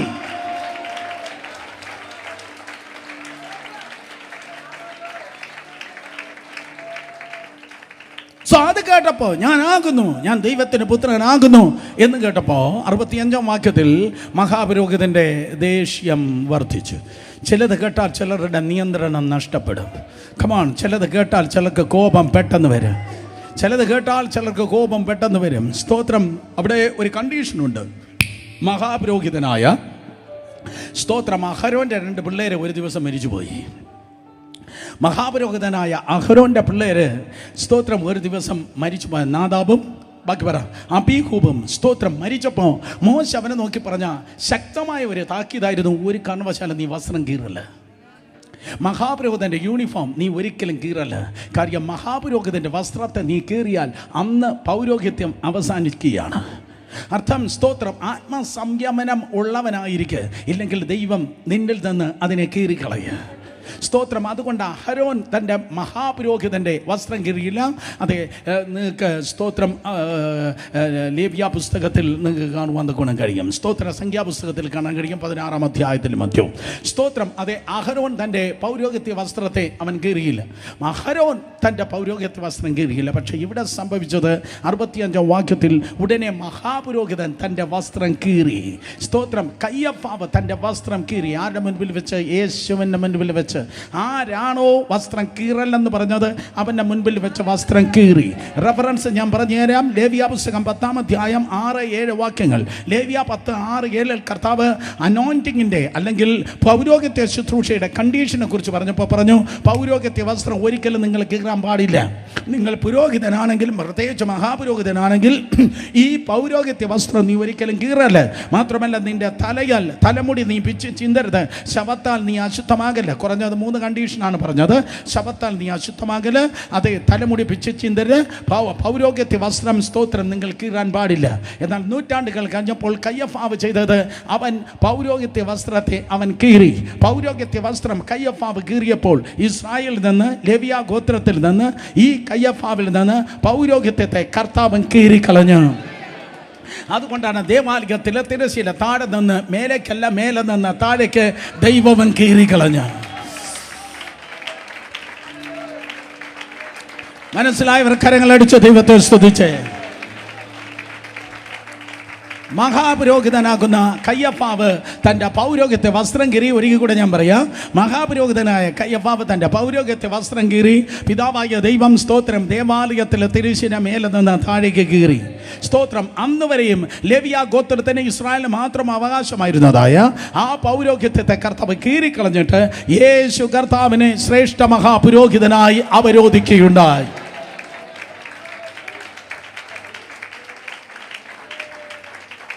യേശു കർത്താവിനെ ശ്രേഷ്ഠ മഹാപുരോഹിതനായി അവരോധിച്ചിട്ട് സ്തോത്രം അവൻ നിന്നെയും എന്നെയും രാജകീയ പുരോഹിത വർഗമായി തിരഞ്ഞെടുത്ത്. കേട്ടവർ രണ്ട് കരങ്ങളെ ഉയർത്തി ശക്തിയോടെ ഹല്ലേലൂയ. സോ 6 കോടതികളിൽ 5 കോടതികളിൽ 6 പ്രാവശ്യം മാറി മാറി വിസ്തരിച്ചപ്പോൾ തിരുവചനം പറയുന്നു കർത്താവ് മിണ്ടാതിരുന്നു. സ്തോത്രം. മൗനമായിരിക്കുന്ന ഒരു കുഞ്ഞാടിനെയാണ് ഈ വിസ്താരവേളയിൽ നിങ്ങൾക്ക് കാണുവാൻ കഴിയുന്നത്. രോമം കത്തിക്കുന്ന നടുവിൽ മിണ്ടാതിരിക്കുന്ന കുഞ്ഞാടിനെ പോലെ മൗനമായിരിക്കുന്ന ഒരു യേശുവിനെയാണ് നിങ്ങൾക്ക് കാണാൻ കഴിയുന്നത്. ഞാൻ അവസാനിപ്പിച്ചു. സ്തോത്രം. ഞാൻ പറയട്ടെ, അവൻ കഴിവില്ലാഞ്ഞിട്ടല്ല മിണ്ടാതിരിക്കുന്നത്. ഒരിക്കൽ കൂടെ, അവൻ കഴിവില്ലാഞ്ഞിട്ടല്ല യേശു കർത്താവ് മിണ്ടാതിരിക്കുന്നത്. അവൻ കഴിവുള്ളവനാണ്. അവൻ സ്തോത്രം ദൈവത്തിൻ്റെ പുത്രനാണ്. സ്തോത്രം. അവൻ അറസ്റ്റ് ചെയ്യുന്ന സമയത്ത് യേശു കർത്താവ് ഇപ്രകാരം പറഞ്ഞു, ഇപ്പോൾ തന്നെ എൻ്റെ പിതാവിനോട് ഞാൻ ചോദിച്ചാൽ അതെ 12 ലഗ്യോൻ ദൂതന്മാർ ഇറങ്ങി നിൽക്കും. മത്തായി സുവിശേഷം 26 അധ്യായം 62 മുതൽ 66 വരെ നിങ്ങൾ വായിക്കുമ്പോൾ യേശു കർത്താവ് പറഞ്ഞു, നിങ്ങൾ 100 കണക്കിന് ആൾക്കാരല്ലയോ എന്നെ പിടിക്കാൻ വേണ്ടി വന്നിരിക്കുന്നേ. ഇപ്പോൾ തന്നെ പിതാവായ ദൈവത്തോട് ഞാൻ ചോദിച്ചാൽ സ്തോത്രം അതെ 12 ലഗ്യോൻ ദൂതന്മാർ ഇപ്പോൾ തന്നെ വേണമെങ്കിൽ സ്തോത്രം ഇറങ്ങി നിൽപ്പാൻ തക്കണം കഴിയും. എന്നാൽ സ്തോത്രം 12 ലഗ്യോൻ, ഒരു ലഗ്യോൻ എന്ന് പറഞ്ഞാൽ 6000, ഒരു ലഗ്യോൻ എന്ന് പറഞ്ഞാൽ 6000, 12 ലഗ്യോൻ എന്ന് പറഞ്ഞാൽ 72,000. സ്തോത്രം. 72,000 ദൂതന്മാർ വേണമെങ്കിൽ ഇപ്പോൾ തന്നെ. മത്തായി സുവിശേഷം 25:11 സ്തോത്രം. അതെ 12 ലഗ്യോൻ ദൂതന്മാർ ഇപ്പോൾ തന്നെ വേണമെങ്കിൽ ഇറങ്ങി നിൽപ്പാൻ കഴിയുമെന്ന് യേശു കർത്താവിന് പറഞ്ഞു. ഒരു ലഗ്യോൻ എന്ന് പറഞ്ഞാൽ 6000 ഗുണം 12. സോ 6000 ഗുണം 12 is equal to 72,000 ഏഞ്ചൽ. 72,000 ദൂതന്മാരെ ഇറക്കി നിർത്താൻ യേശുവിൻ്റെ ഒറ്റ വാക്ക് മതി. ഒരിക്കൽ കൂടെ സ്തോത്രം. താങ്ക് യു മോനെ. മത്തായി സുവിശേഷം 26:53 എൻ്റെ പിതാവിനോട് ഇപ്പോൾ തന്നെ 12 ലഗ്യോനിലും അധികം ദൂതന്മാരെ എൻ്റെ അരികെ നിർത്തേണ്ടതിന് എനിക്ക് അപേക്ഷിച്ചുകൂടാ എന്ന് തോന്നുന്നല്ലോ. തോന്നുന്നുവോ? സോ 12 ലഗ്യോൻ ദൂതന്മാർ. ദാറ്റ് മീൻസ് ഞാൻ ആവർത്തിക്കുന്നു, ഒരു ലഗ്യോൻ എന്ന് പറഞ്ഞാൽ 6000, 12 ലഗ്യോൻ എന്ന് പറഞ്ഞാൽ സ്തോത്രം 72,000. 72,000 ദൂതന്മാർ ഇറങ്ങി നിന്നാൽ ഈ ഭൂമിയുടെ ഗതി എന്തായിരിക്കും? 72,000 ദൂതന്മാർ ഇറങ്ങി നിന്നാൽ ഭൂമിയുടെ ഗതി എന്തായിരിക്കും? നിങ്ങൾ സ്വതന്ത്രം പറഞ്ഞില്ല. ഒരു ദൂതന്റെ കപ്പാസിറ്റി ഞാൻ പറയാം. ഒരു ദൂതൻ, 2 രാജാക്കന്മാരുടെ പുസ്തകം 19:35, ഒറ്റ ദൂതൻ ഇറങ്ങുമ്പോൾ 1,85,000 1,85,000 അതേ സിറിയൻ ആർമിയെ വെട്ടിക്കൊന്നതാണ് ഒരു ദൈവത്തിന്റെ ദൂതൻ. സെൻഖരീബ എന്നറിയപ്പെടുന്ന സിറിയൻ രാജാവിൻ്റെ സൈന്യത്തിൻ്റെ സ്തോത്രം 1,85,000 എണ്ണത്തിന് ഒറ്റ രാത്രി കൊണ്ട് വെട്ടി നശിപ്പിക്കാൻ ഒരു ദൂതന് കഴിവുള്ളായിരുന്നു. ഇന്ന് രാത്രി സന്തോഷത്തോടെ അതേ തല ഉയർത്തി നോക്കിയിരുന്നാട്ടെ. നിങ്ങളോട് കൂടെ ഉള്ളത് എത്രയെന്നറിയോ? ഏറ്റവും കുറഞ്ഞ 2 ദൂതന്മാരാണ്. ഏറ്റവും കുറഞ്ഞ 2 ഈ ജില്ലയിൽ കുടിയിരിക്കുന്നതായ സ്തോത്രം, ഈ ജില്ലയിൽ കുടിയിരിക്കുന്ന ഏത് പൈശാചിക ശക്തികളെക്കാൾ അമേസിംഗ് പ്രൊട്ടക്ഷനിലാണ് നീ ജീവിക്കുന്നത്. കൈയടിക്കുന്നെങ്കിൽ നേരെ കരങ്ങളടിച്ചേ. നിന്റെ വശത്ത് 1000 പേരും നിന്റെ വലതുവശത്ത് 10,000 പേരും വീഴും, എങ്കിലും അവയ്ക്ക് നിന്നോട് അടുത്തു വരുവാൻ കഴിയത്തില്ല. അത്ര ശക്തന്മാരെ ദൂതന്മാരാണ് ദൈവത്തിന്റെ കൃപയാൽ നിന്നെ പ്രൊട്ടക്ട് ചെയ്യുന്നത്. സോ ഒരു ദൂതൻ 1,85,000 സൈന്യത്തെ അറ്റ് എ ടൈം സ്ലോട്ടർ ചെയ്യുവാൻ, കൊന്നുകളവാൻ ഒരു ദൂതന് കഴിയും. അങ്ങനെയെങ്കിൽ സ്തോത്രം അതെ 72,000 ദൂതന്മാർ ഇറങ്ങി പൊരുതിയാൽ ഈ ലോകത്തിൽ, ഈ ഭൂമിയിൽ ഒരു രാജാവും കാണത്തില്ല, ഒരു സൈന്യവും കാണത്തില്ല. 2000 വർഷങ്ങൾക്കും അന്ന് അത്രയും ദൂതന്മാർ ഇറങ്ങി പൊരുതിയിരുന്നു എങ്കിൽ ഒരു രാജാവും കാണത്തില്ലായിരുന്നു, ഒരു സൈന്യം കാണത്തില്ലായിരുന്നു. യേശു കർത്താവിന് രാജാതി രാജാവായി സിംഹാസനം കിട്ടുമായിരുന്നു. എന്നാൽ യേശു ഈ ലോകത്തിലേക്ക് വന്നത് തന്നെ രക്ഷിക്കാനല്ല. യേശു ഈ ലോകത്തിലേക്ക് വന്നത് തൻ്റെ കസേര ഉറപ്പിക്കാനല്ല. യേശു കർത്താവ് ഈ ലോകത്തിലേക്ക് വന്നത് തൻ്റെ പേരുണ്ടാക്കാൻ വേണ്ടിയല്ല, തൻ്റെ ഭദ്രാസനത്തിനും സിംഹാസനത്തിനും വേണ്ടിയല്ല യേശു വന്നത്. ഞാനിന്ന് രാത്രി പഠിപ്പിക്കുന്നത് ക്രിസ്തീയ ശുശ്രൂഷ.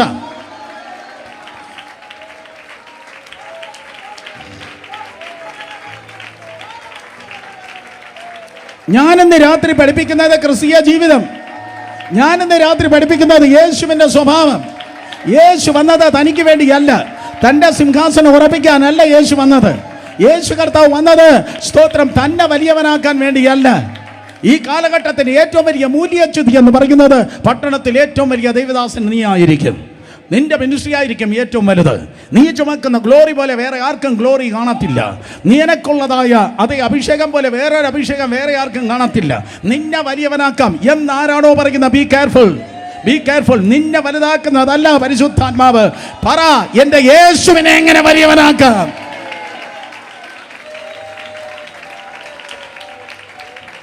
എൻ്റെ യേശുവിൻ്റെ നാമത്തെ എങ്ങനെ മഹത്വപ്പെടുത്താം? യേശു കർത്താവിനെ എങ്ങനെ 10 ആത്മാക്കളുടെ ചെവിയിൽ വേഗത്തിൽ എത്തിക്കാം? 10 പേരെ എങ്ങനെ സ്നാനപ്പെടുത്താം? ദൈവകൃപയിൽ എങ്ങനെ അടുത്ത സഭ സ്ഥാപിക്കാം? ദൈവകൃപയിൽ എങ്ങനെ അടുത്തൊരു കൊയ്ത്തിന് വേണ്ടി ഒരുക്കാം? സ്തോത്രം. യഥാർത്ഥ ക്രിസ്തുവിന്റെ മനസ്സുള്ളവൻ പറയും, ഞാൻ കുറയട്ടെ, യേശു വളരട്ടെ. കമോൺ, അതിനെ കൈയടിക്കാൻ ആരെങ്കിലും ഉണ്ടോ?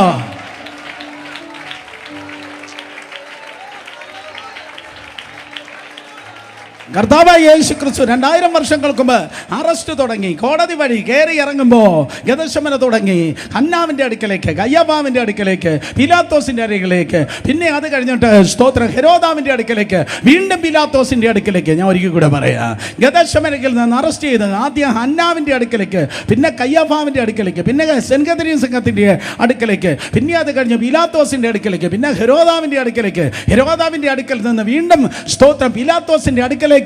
അതേ കർത്താവായ യേശു ക്രിസ്തുവിനെ കൊണ്ടുപോകുന്നതായ സമയത്ത് തന്റെ ഗുണ്ടാ സംഘത്തെ, തന്റെ ദൂത സംഘത്തെ ഇറക്കി. ഓ കമാൻ, തന്റെ ദൂത സംഘത്തെ ഇറക്കി. അവൻ വെട്ടിനിരത്തി, ബാക്കിയുള്ളവരെ വെട്ടിനിരത്തി.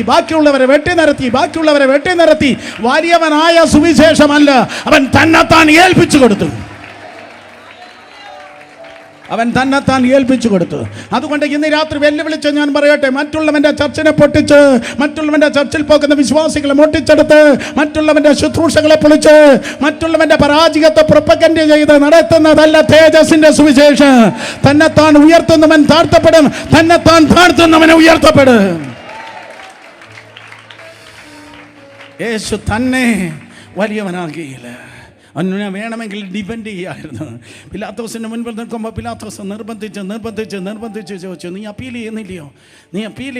നീ നിഷ്കളങ്കനാണ്, നീ ഒരു വാക്ക് പറഞ്ഞാൽ മതി, നീ സ്തോത്രം നിനക്ക് രക്ഷപ്പെടാം. അതുകൊണ്ടാണ് പിലാത്തോസ് ചോദിക്കുന്നത്, നീ നിഷ്കളങ്കന, നീ ഒന്ന് അപ്പീൽ പറഞ്ഞാൽ മതി, നിനക്ക് രക്ഷപ്പെടാം. ഞാൻ നിർത്തി, സ്തോത്രം, ഞാൻ നിർത്തി. എന്നാൽ പൗലോസ് അപ്പീൽ ചെയ്തു. അപ്പോസ്തല പ്രവൃത്തി 25 സ്തോത്രം 11 വാക്യത്തിൽ പൗലൂസ് അപ്പീൽ കൊടുത്തു. നിങ്ങൾക്ക് സ്തോത്രം, അതെ നിങ്ങളുടെ ഭാഷയിൽ പറയാം, അതെ പൗലൂസ് കൈസറെ അഭയം ചൊല്ലി. പൗലൂസ് അപ്പീൽ കൊടുത്തു. പക്ഷെ യേശു കർത്താവ് അപ്പീൽ കൊടുത്തില്ല.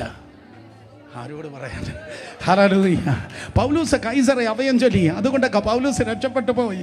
എന്നാൽ സ്തോത്രം, പൗലൂസിൻ്റെ യജമാനനാകുന്ന യേശു അവൻ അപ്പീൽ കൊടുത്തില്ല. ഇന്ന് രാത്രി പൗലൂസ് അല്ല, ഏതെങ്കിലും ദൈവദാസൻ അല്ല നിന്റെ മാതൃക, ഏതോ സൂപ്പർ സ്റ്റാർ അല്ല നിന്റെ മാതൃക. വിശ്വാസത്തിന്റെ നായകനും പൂർത്തി വരുത്തുന്നതുമായ കർത്താവ് യേശുവാണ് മാതൃക. അവൻ മിണ്ടാതിരുന്ന കുഞ്ഞാടായിരുന്നു. ഹല്ലേലൂയ. നിന്റെ മാതൃക ഏതോ സൂപ്പർ സ്റ്റാർ അല്ല, ഏതോ സ്തോത്രം മാതൃക പുരുഷനായിരിക്കുന്നത് നിന്റെ പാസ്റ്റർ അല്ല, നിന്റെ പ്രവാചകനല്ല, ഏതോ സൂപ്പർ സ്റ്റാർ കച്ചവടക്കാരൻ, കച്ചവട മെന്റാലിറ്റി ഉള്ളതായ ദൈവദാസനല്ല. അവസാനത്തുള്ളി രക്തം വരെ തന്നെ മാനവജാതിക്ക് വേണ്ടി ഒരുക്കിയ യേശുവാണ് നിന്റെ മാതൃക.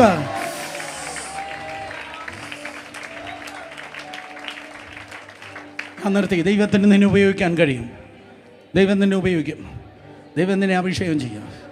തന്നെത്താൻ ഡിഫെൻഡ് ചെയ്യുന്നവനെയല്ല, തൻ്റെ പേരിനെ വലുതാക്കുന്നവനല്ല, തന്നെത്താൻ ഉയർത്തുന്നവനല്ല, തൻ്റെ പ്രസ്ഥാനത്തെ വലുതാക്കാൻ നടക്കുന്നവനല്ല, തൻ്റെ ചെറിയ കസേര വലിയ കസേരയാക്കാൻ നടക്കുന്നവനല്ല, തൻ്റെ ചെറിയ വരുമാനത്തെ വലുതാക്കുന്നവനല്ല. കുത്തക മുതലാളിയായി ആത്മീയത്തെ വിട്ട് സ്തോത്രം അതേ കോടികൾ സമ്പാദിക്കുന്നവനെയല്ല, പേരെടുക്കുന്നവനെയല്ല. പകരം കർത്താവിനെ ഉപയോഗിക്കാൻ കഴിയും. ഞാൻ പറയട്ടെ, ചത്തവനെ ദൈവത്തിന് ഉപയോഗിക്കാൻ കഴിയും. യേശു തന്നെത്താൻ ഡിഫെൻഡ് ചെയ്തില്ല. യേശു കർത്താവ് തന്നെത്താൻ രക്ഷിപ്പാൻ വേണ്ടി ആഗ്രഹിച്ചില്ല. അവൻ രോമം കത്തിരിക്കുന്ന നടുവിൽ മിണ്ടാതിരിക്കുന്ന കുഞ്ഞാടേനെ പോലെ വായ തുറക്കാതെ അവൻ മൗനമായിരുന്നു. സ്തോത്രം. യെശയ്യാ പ്രവചനം 53-ാം അധ്യായം അത് 7-ാം വാക്യത്തിൽ അവൻ മൗനമായിരുന്നു. 8-ാം വാക്യത്തിൽ അവൻ അടക്കം ചെയ്യപ്പെട്ടു. ഞാൻ നിർത്തി. 9-ാം വാക്യത്തിൽ അവൻ്റെ മരണത്തിൽ അവൻ സമ്പന്നന്മാരോട് കൂടിയായിരുന്നു. അവൻ്റെ മരണത്തിൽ അവൻ സമ്പന്നന്മാരോട് കൂടിയായിരുന്നു. അവൻ മരണത്തിൽ അവൻ തൻ്റെ സമ്പന്നന്മാരോട് കൂടെയായിരുന്നു. കേട്ടവർ ആമേൻ പറഞ്ഞേ. എത്ര പേർ ആമേൻ പറയുന്നു? യെശയ്യാവ് പറഞ്ഞതാണ്, അവൻ്റെ മരണത്തിൽ അവൻ സമ്പന്നന്മാരോട് കൂടിയായിരുന്നു.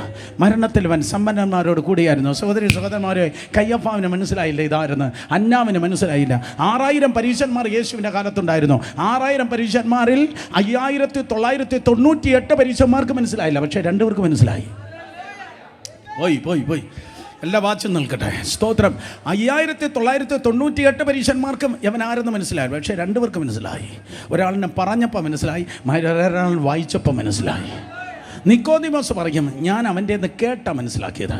എന്നാൽ സ്തോത്രം അരിമത്തയിലെ യോസഫ് പറയും, ഞാൻ വായിച്ചാ മനസ്സിലാക്കിയത്. അവൻ മരണത്തിൽ അവൻ സമ്പന്നന്മാരോട് കൂടിയാണ്. മരണത്തിൽ അവൻ സമ്പന്നന്മാരോട് കൂടിയാണ്. അരിമത്തയിലെ യോസഫ് പറയും, സ്തോത്രം, അതെ, ഞാനൊരു കല്ലറ ഒരുക്കുവാൻ വേണ്ടി പോകുകയാണ്. കാരണം യവൻ്റെ നേരെ വച്ചിരിക്കുന്നതായ സ്തോത്രം, യവൻ്റെ നേരെ വച്ചിരിക്കുന്ന ചാർജ് എന്താണെന്നറിയോ? രാജ്യദ്രോഹ കുറ്റമാണ്. ഇവന് നേരെ വച്ചിരിക്കുന്ന ചാർജ് രാജ്യദ്രോഹ കുറ്റം. അതുകൊണ്ടാണ് 3 ഭാഷയിൽ എഴുതി വച്ചിരിക്കുന്നത് ഇവൻ യഹൂദന്മാരുടെ രാജാവ്.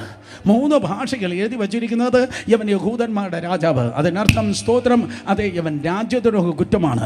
രാജ്യദ്രോഹ കുറ്റമെങ്കിൽ അവൻ്റെ ബോഡി ഒരിക്കലും ക്രൂശിൽ നിന്ന് താഴെ ഇറക്കാൻ സമ്മതിക്കത്തില്ല. അതാണ് അന്നത്തെ പ്രമാണം. 2000 വർഷങ്ങൾക്ക് മുമ്പ് റോമ സാമ്രാജ്യത്തെ കൈസറെ ആരാണോ ചോദ്യം ചെയ്യുന്നത് അവനെ ക്രൂശിച്ച് കൊല്ലും. അവൻ്റെ ബോഡിയെ അവൻ്റെ ബോഡി ഒരിക്കലും ക്രൂശിൽ നിന്ന് താഴെ ഇറക്കത്തില്ല. ആൾമോസ്റ്റ് സ്തോത്രം ഒരാഴ്ച അല്ലെങ്കിൽ 2 ആഴ്ചയോളം, ഞാൻ ആവർത്തിക്കുന്നു, 2 ആഴ്ചയോളം അവൻ്റെ ബോഡി സ്തോത്രം ക്രൂശിന്മേൽ തുടരണം. നിങ്ങൾക്ക് മനസ്സിലാകുന്നു? ഹല്ലേലൂയ. 2 ആഴ്ചയോളം അവൻ്റെ ബോഡി ക്രൂശിന്മേൽ തുടരണം. ക്രൂശിന്മേൽ തുടരുമ്പോൾ ആ ബോഡി ക്രൂശിലിരുന്ന് സ്തോത്രം അഴുകും. അപ്പോഴേക്കും പറവകൾ വന്ന് കൊത്തി തിന്നും. ആ ബോഡിയെ പറവകൾ വന്ന് കൊത്തി തിന്നും. ആ പ്രദേശം മുഴുവൻ നായ്ക്കൾ ഉൾപ്പെടെയുള്ളതായ ദുഷ്ടമൃഗങ്ങൾ കറങ്ങി നടക്കും. ദുഷ്ടമൃഗങ്ങൾ ആ നാറിയ ശരീരത്തെ തിന്നും. സ്തോത്രം. അതുകൊണ്ടാണ് 22-ാം സങ്കീർത്തനം പറയുന്നത്, നായ്ക്കൾ എന്നെ ചുറ്റി വളഞ്ഞു. അവിടെ ക്രൂശിക്കാൻ ആൾക്കാർ പോയപ്പോഴേ പട്ടികൾ പറഞ്ഞു കാണാം, വാ, ഇതാ കുശാലായി 3 എണ്ണത്തിനെ ക്രൂശിക്കാൻ വേണ്ടി പോവാ. യവന്മാരെ അസ്ഥി ആകുന്നത് വരെ നമുക്ക് തിന്നാം. വാനത്തിൽ നോക്കിയാൽ പറവകൾ ഇതാ ചുറ്റി നടക്കുകയാണ്. സാത്താൻ പറഞ്ഞു, കൊണ്ടാടടാ, നന്നായി ആഘോഷിക്കാമടാ. യവൻ ജനിച്ചത് തുടങ്ങി നമുക്ക് തലവേദനയാ. ശുശ്രൂഷ തുടങ്ങിയപ്പോഴും നമ്മുടെ പ്രശ്നമായി. ഇപ്പോഴത് ആ സ്ത്രീയുടെ സന്തതി വന്നിരിക്കുക. യവനെ നമുക്ക് നാറ്റ കേസാകണം. ഇവൻ്റെ ബോഡി എടുക്കാൻ കഴിയത്തില്ല. ഇവനെ നമുക്ക് നാറ്റക്കേസ്. നിന്നെ നോക്കിയ പിശാച് അതാണ് പല്ല് വിളിച്ചത്, നിന്നെ നാറ്റക്കേസാക്കുമെന്ന്. പക്ഷേ ഇന്ന് രാത്രി ദൈവകൃപയാൽ വളരെ താഴ്മയോടെ ഈ പുസ്തകം ഉയർത്തി ഞാൻ പറയട്ടെ, ദുഷ്ടൻ്റെ ആശ നശിച്ചു പോകും.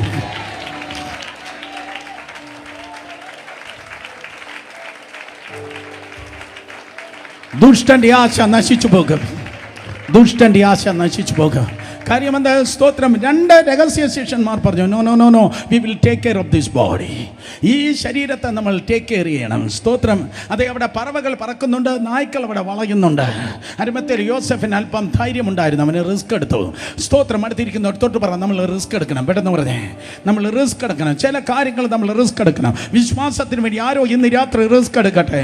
ആത്മീയതയ്ക്ക് വേണ്ടി ആരോ റിസ്ക് എടുക്കട്ടെ. ദൈവത്തിന് വേണ്ടി റിസ്ക് എടുത്ത് നിൽക്കട്ടെ. ദൈവത്തിന് വേണ്ടി നീ റിസ്ക് എടുത്ത് നിൽക്കുമ്പോൾ ദൈവം നിനക്ക് വേണ്ടി നിൽക്കുക തന്നെ ചെയ്യും. അരിമത്തയിലെ യോസഫ് റിസ്ക് എടുത്ത ബോഡിയെ ചോദിച്ചു. അവൻ പറഞ്ഞു, ഐ നീഡ് ദാറ്റ് ബോഡി. ആ ശരീരത്തെ വിട്ടുതരണം. സ്തോത്രം. അപ്പോൾ സാത്താൻ വിചാരിച്ചത് ഇതാണ്, 2 ആഴ്ച വരെ ആ ശരീരം സ്തോത്രം അത് ആ ക്രൂശിൽ തന്നെ തുടരും. പക്ഷികൾ അതിനെ തിന്നും. ബാക്കി ശരീരഭാഗങ്ങൾ നിലത്ത് വീഴും. മൃഗങ്ങൾ തിന്നും. അസ്ഥിയാകും. 2 ആഴ്ച അവിടെ ഇരുന്ന് ഉണങ്ങും. എന്നിട്ട് ആ ക്രൂശിൽ നിന്ന് ആ അസ്ഥി പഞ്ചരത്തിൽ എടുത്ത് ഹിന്നോം താഴ്വര എന്ന് പറയുന്ന ഒരു താഴ്വരയുണ്ട്. ആ താഴ്വരയിലേക്ക് വലിച്ചെറിയും. അവിടെ 24 മണിക്കൂറും തീ ഇങ്ങനെ എരിഞ്ഞുകൊണ്ടിരിക്കുകയാണ്. ആ ഹിന്നോം താഴ്വരയിലെ തീ യെരൂശലേം പട്ടണത്തിൻ്റെ അഴുക്ക് നിന്ന് കത്തുന്ന സ്ഥലമാണ് ഹിന്നോം താഴ്വര. ആ താഴ്വരയിൽ ഈ അസ്ഥിയെ എറിഞ്ഞു കൊടുക്കാം. അവിടെ കിടന്ന് ഇത് വെന്ത ചാരമായിക്കൊള്ള. യേശുവിൻ്റെ നാമത്തിൽ നടക്കത്തില്ല കുട്ടി. നടക്കത്തില്ല, നടക്കത്തില്ല, നടക്കത്തില്ല. ഇവൻ ദൈവത്തിൻ്റെ ഹിതപ്രകാരം നിന്നതുകൊണ്ട്, ദൈവത്തിന് വേണ്ടി നിന്നതുകൊണ്ട്, ഇവൻ ദൈവത്തിന് വേണ്ടി നിന്നതുകൊണ്ട്, 100% ദൈവത്തിന് വേണ്ടി നിന്നതുകൊണ്ട് ഇവൻ നാറാൻ ദൈവം ഒരിക്കലും സമ്മതിക്കുകയില്ല. എൻ്റെ പരിശുദ്ധനെ ഞാൻ ദ്രവത്വം കാണുവാൻ സമ്മതിക്കുകയില്ല. കമാൻ, കർത്താവിന് വേണ്ടി നിൽക്കുന്ന വ്യക്തികളുണ്ടെങ്കിൽ ഇന്ന് രാത്രി കർത്താവ് പറയുന്നു, നിന്റെ മുൻപിൽ ഒരു ഉയർപ്പുണ്ട്. ഇത് പറയാനല്ല ഞാൻ വന്നത്, റിയലി ഇത് പറയാനല്ല ഞാൻ വന്നത്, ഈ ദൂതിൻ്റെ കൺക്ലൂഷൻ പറയാനല്ല ഞാൻ വന്നത്, ഇപ്പോൾ ഞാൻ നിങ്ങൾ കേട്ട ഇത് പറയാനല്ല ഞാൻ വന്നത്. പക്ഷെ ഇന്ന് രാത്രി ആരോ പറയുന്നു, എനിക്കൊരു ഉയർപ്പ് ആവശ്യമല്ല, അത്യാവശ്യമാണ്. ഇന്ന് രാത്രി ആരോ പറയുന്നു, ഒരു അത്ഭുതം എനിക്ക് ആവശ്യമല്ല, അത്യാവശ്യമാണ്. ഓ ഹല്ലേലൂയ, അടുത്തൊരു വിടുതൽ എനിക്ക് ആവശ്യമല്ല, അത്യാവശ്യമാണ്. കർത്താവ് പറയുന്നു, നീ എനിക്ക് വേണ്ടി നിൽക്കുന്നത് കൊണ്ട്, നീ എനിക്ക് വേണ്ടി നിൽക്കുന്നത് കൊണ്ട് നിനക്ക് വേണ്ടി ഞാൻ നിൽക്കും. നീ എനിക്ക് വേണ്ടി നിൽക്കുന്നത് കൊണ്ട് ഞാൻ നിനക്ക് വേണ്ടി നിൽക്കും. നീ നാട്ടെ കേസാകാൻ ഞാൻ സമ്മതിക്കയില്ല. ഇന്ന് രാത്രി യേശുവിന്റെ നാമത്തിൽ പിശാചിന്റെ ആ കൗൺസിലിനെ കർത്താവ് പിരിച്ചുവിടുകയാണ്. ഓ glory.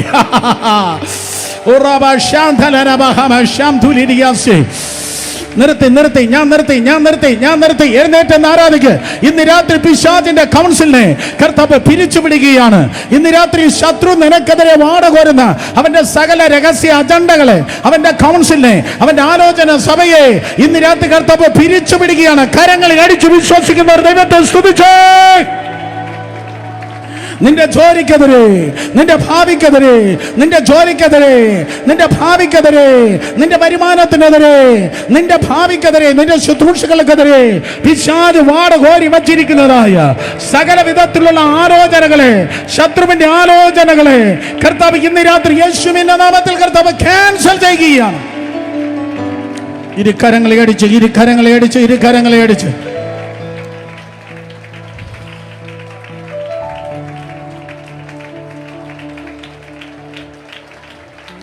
In Jesus' name, in Jesus' name, യേശുവിൻ്റെ നാമത്തിൽ നീ മൗനമായിരിക്കുമ്പോൾ ദൈവം നിനക്ക് വേണ്ടി പ്രവർത്തിക്കുകയാണ്. മനുഷ്യൻ്റെ മുൻപിൽ നീ മൗനമായിരിക്കുക. ദൈവത്തിൻ്റെ മുൻപിൽ നിന്റെ ശബ്ദം ഉയരട്ടെ. കർത്താവിൻ്റെ സന്നിധിയിൽ നിന്റെ ശബ്ദം ഉയരുമ്പോൾ കാണുന്ന മണ്ഡലത്തിലല്ല, കാണാത്ത മണ്ഡലത്തിൽ ഏതൊക്കെയോ വ്യക്തികളിലൂടെ, ഏതൊക്കെയോ ജീവിതങ്ങളുടെ മറുപടികൾ, കരുതലുകൾ ദൈവം നിനക്കായി വെളിപ്പെടുത്തുവാൻ വേണ്ടി പോകുന്നു. വിശ്വസിക്കുന്നവരെ ശബ്ദം ഉയർത്തി ആരാധിച്ചു നിന്നേ. Hallelujah, hallelujah, hallelujah, hallelujah. ഈ തലമുറയിൽ നീ നാറ്റമല്ല, നീ ക്രിസ്തുവിന്റെ വലിയ സുഗന്ധം ചുമക്കാൻ പോകുക. ക്രിസ്തുവിന്റെ വലിയ സുഗന്ധം നീ ചുമക്കാൻ പോവാ. അവൻ മരണത്തിൽ തന്റെ സമ്പന്നന്മാരോട് കൂടിയായിരുന്നു. In the name of Jesus, അവൻ നാറാൻ തക്കവണ്ണം കർത്താവ് സമ്മതിച്ചില്ല.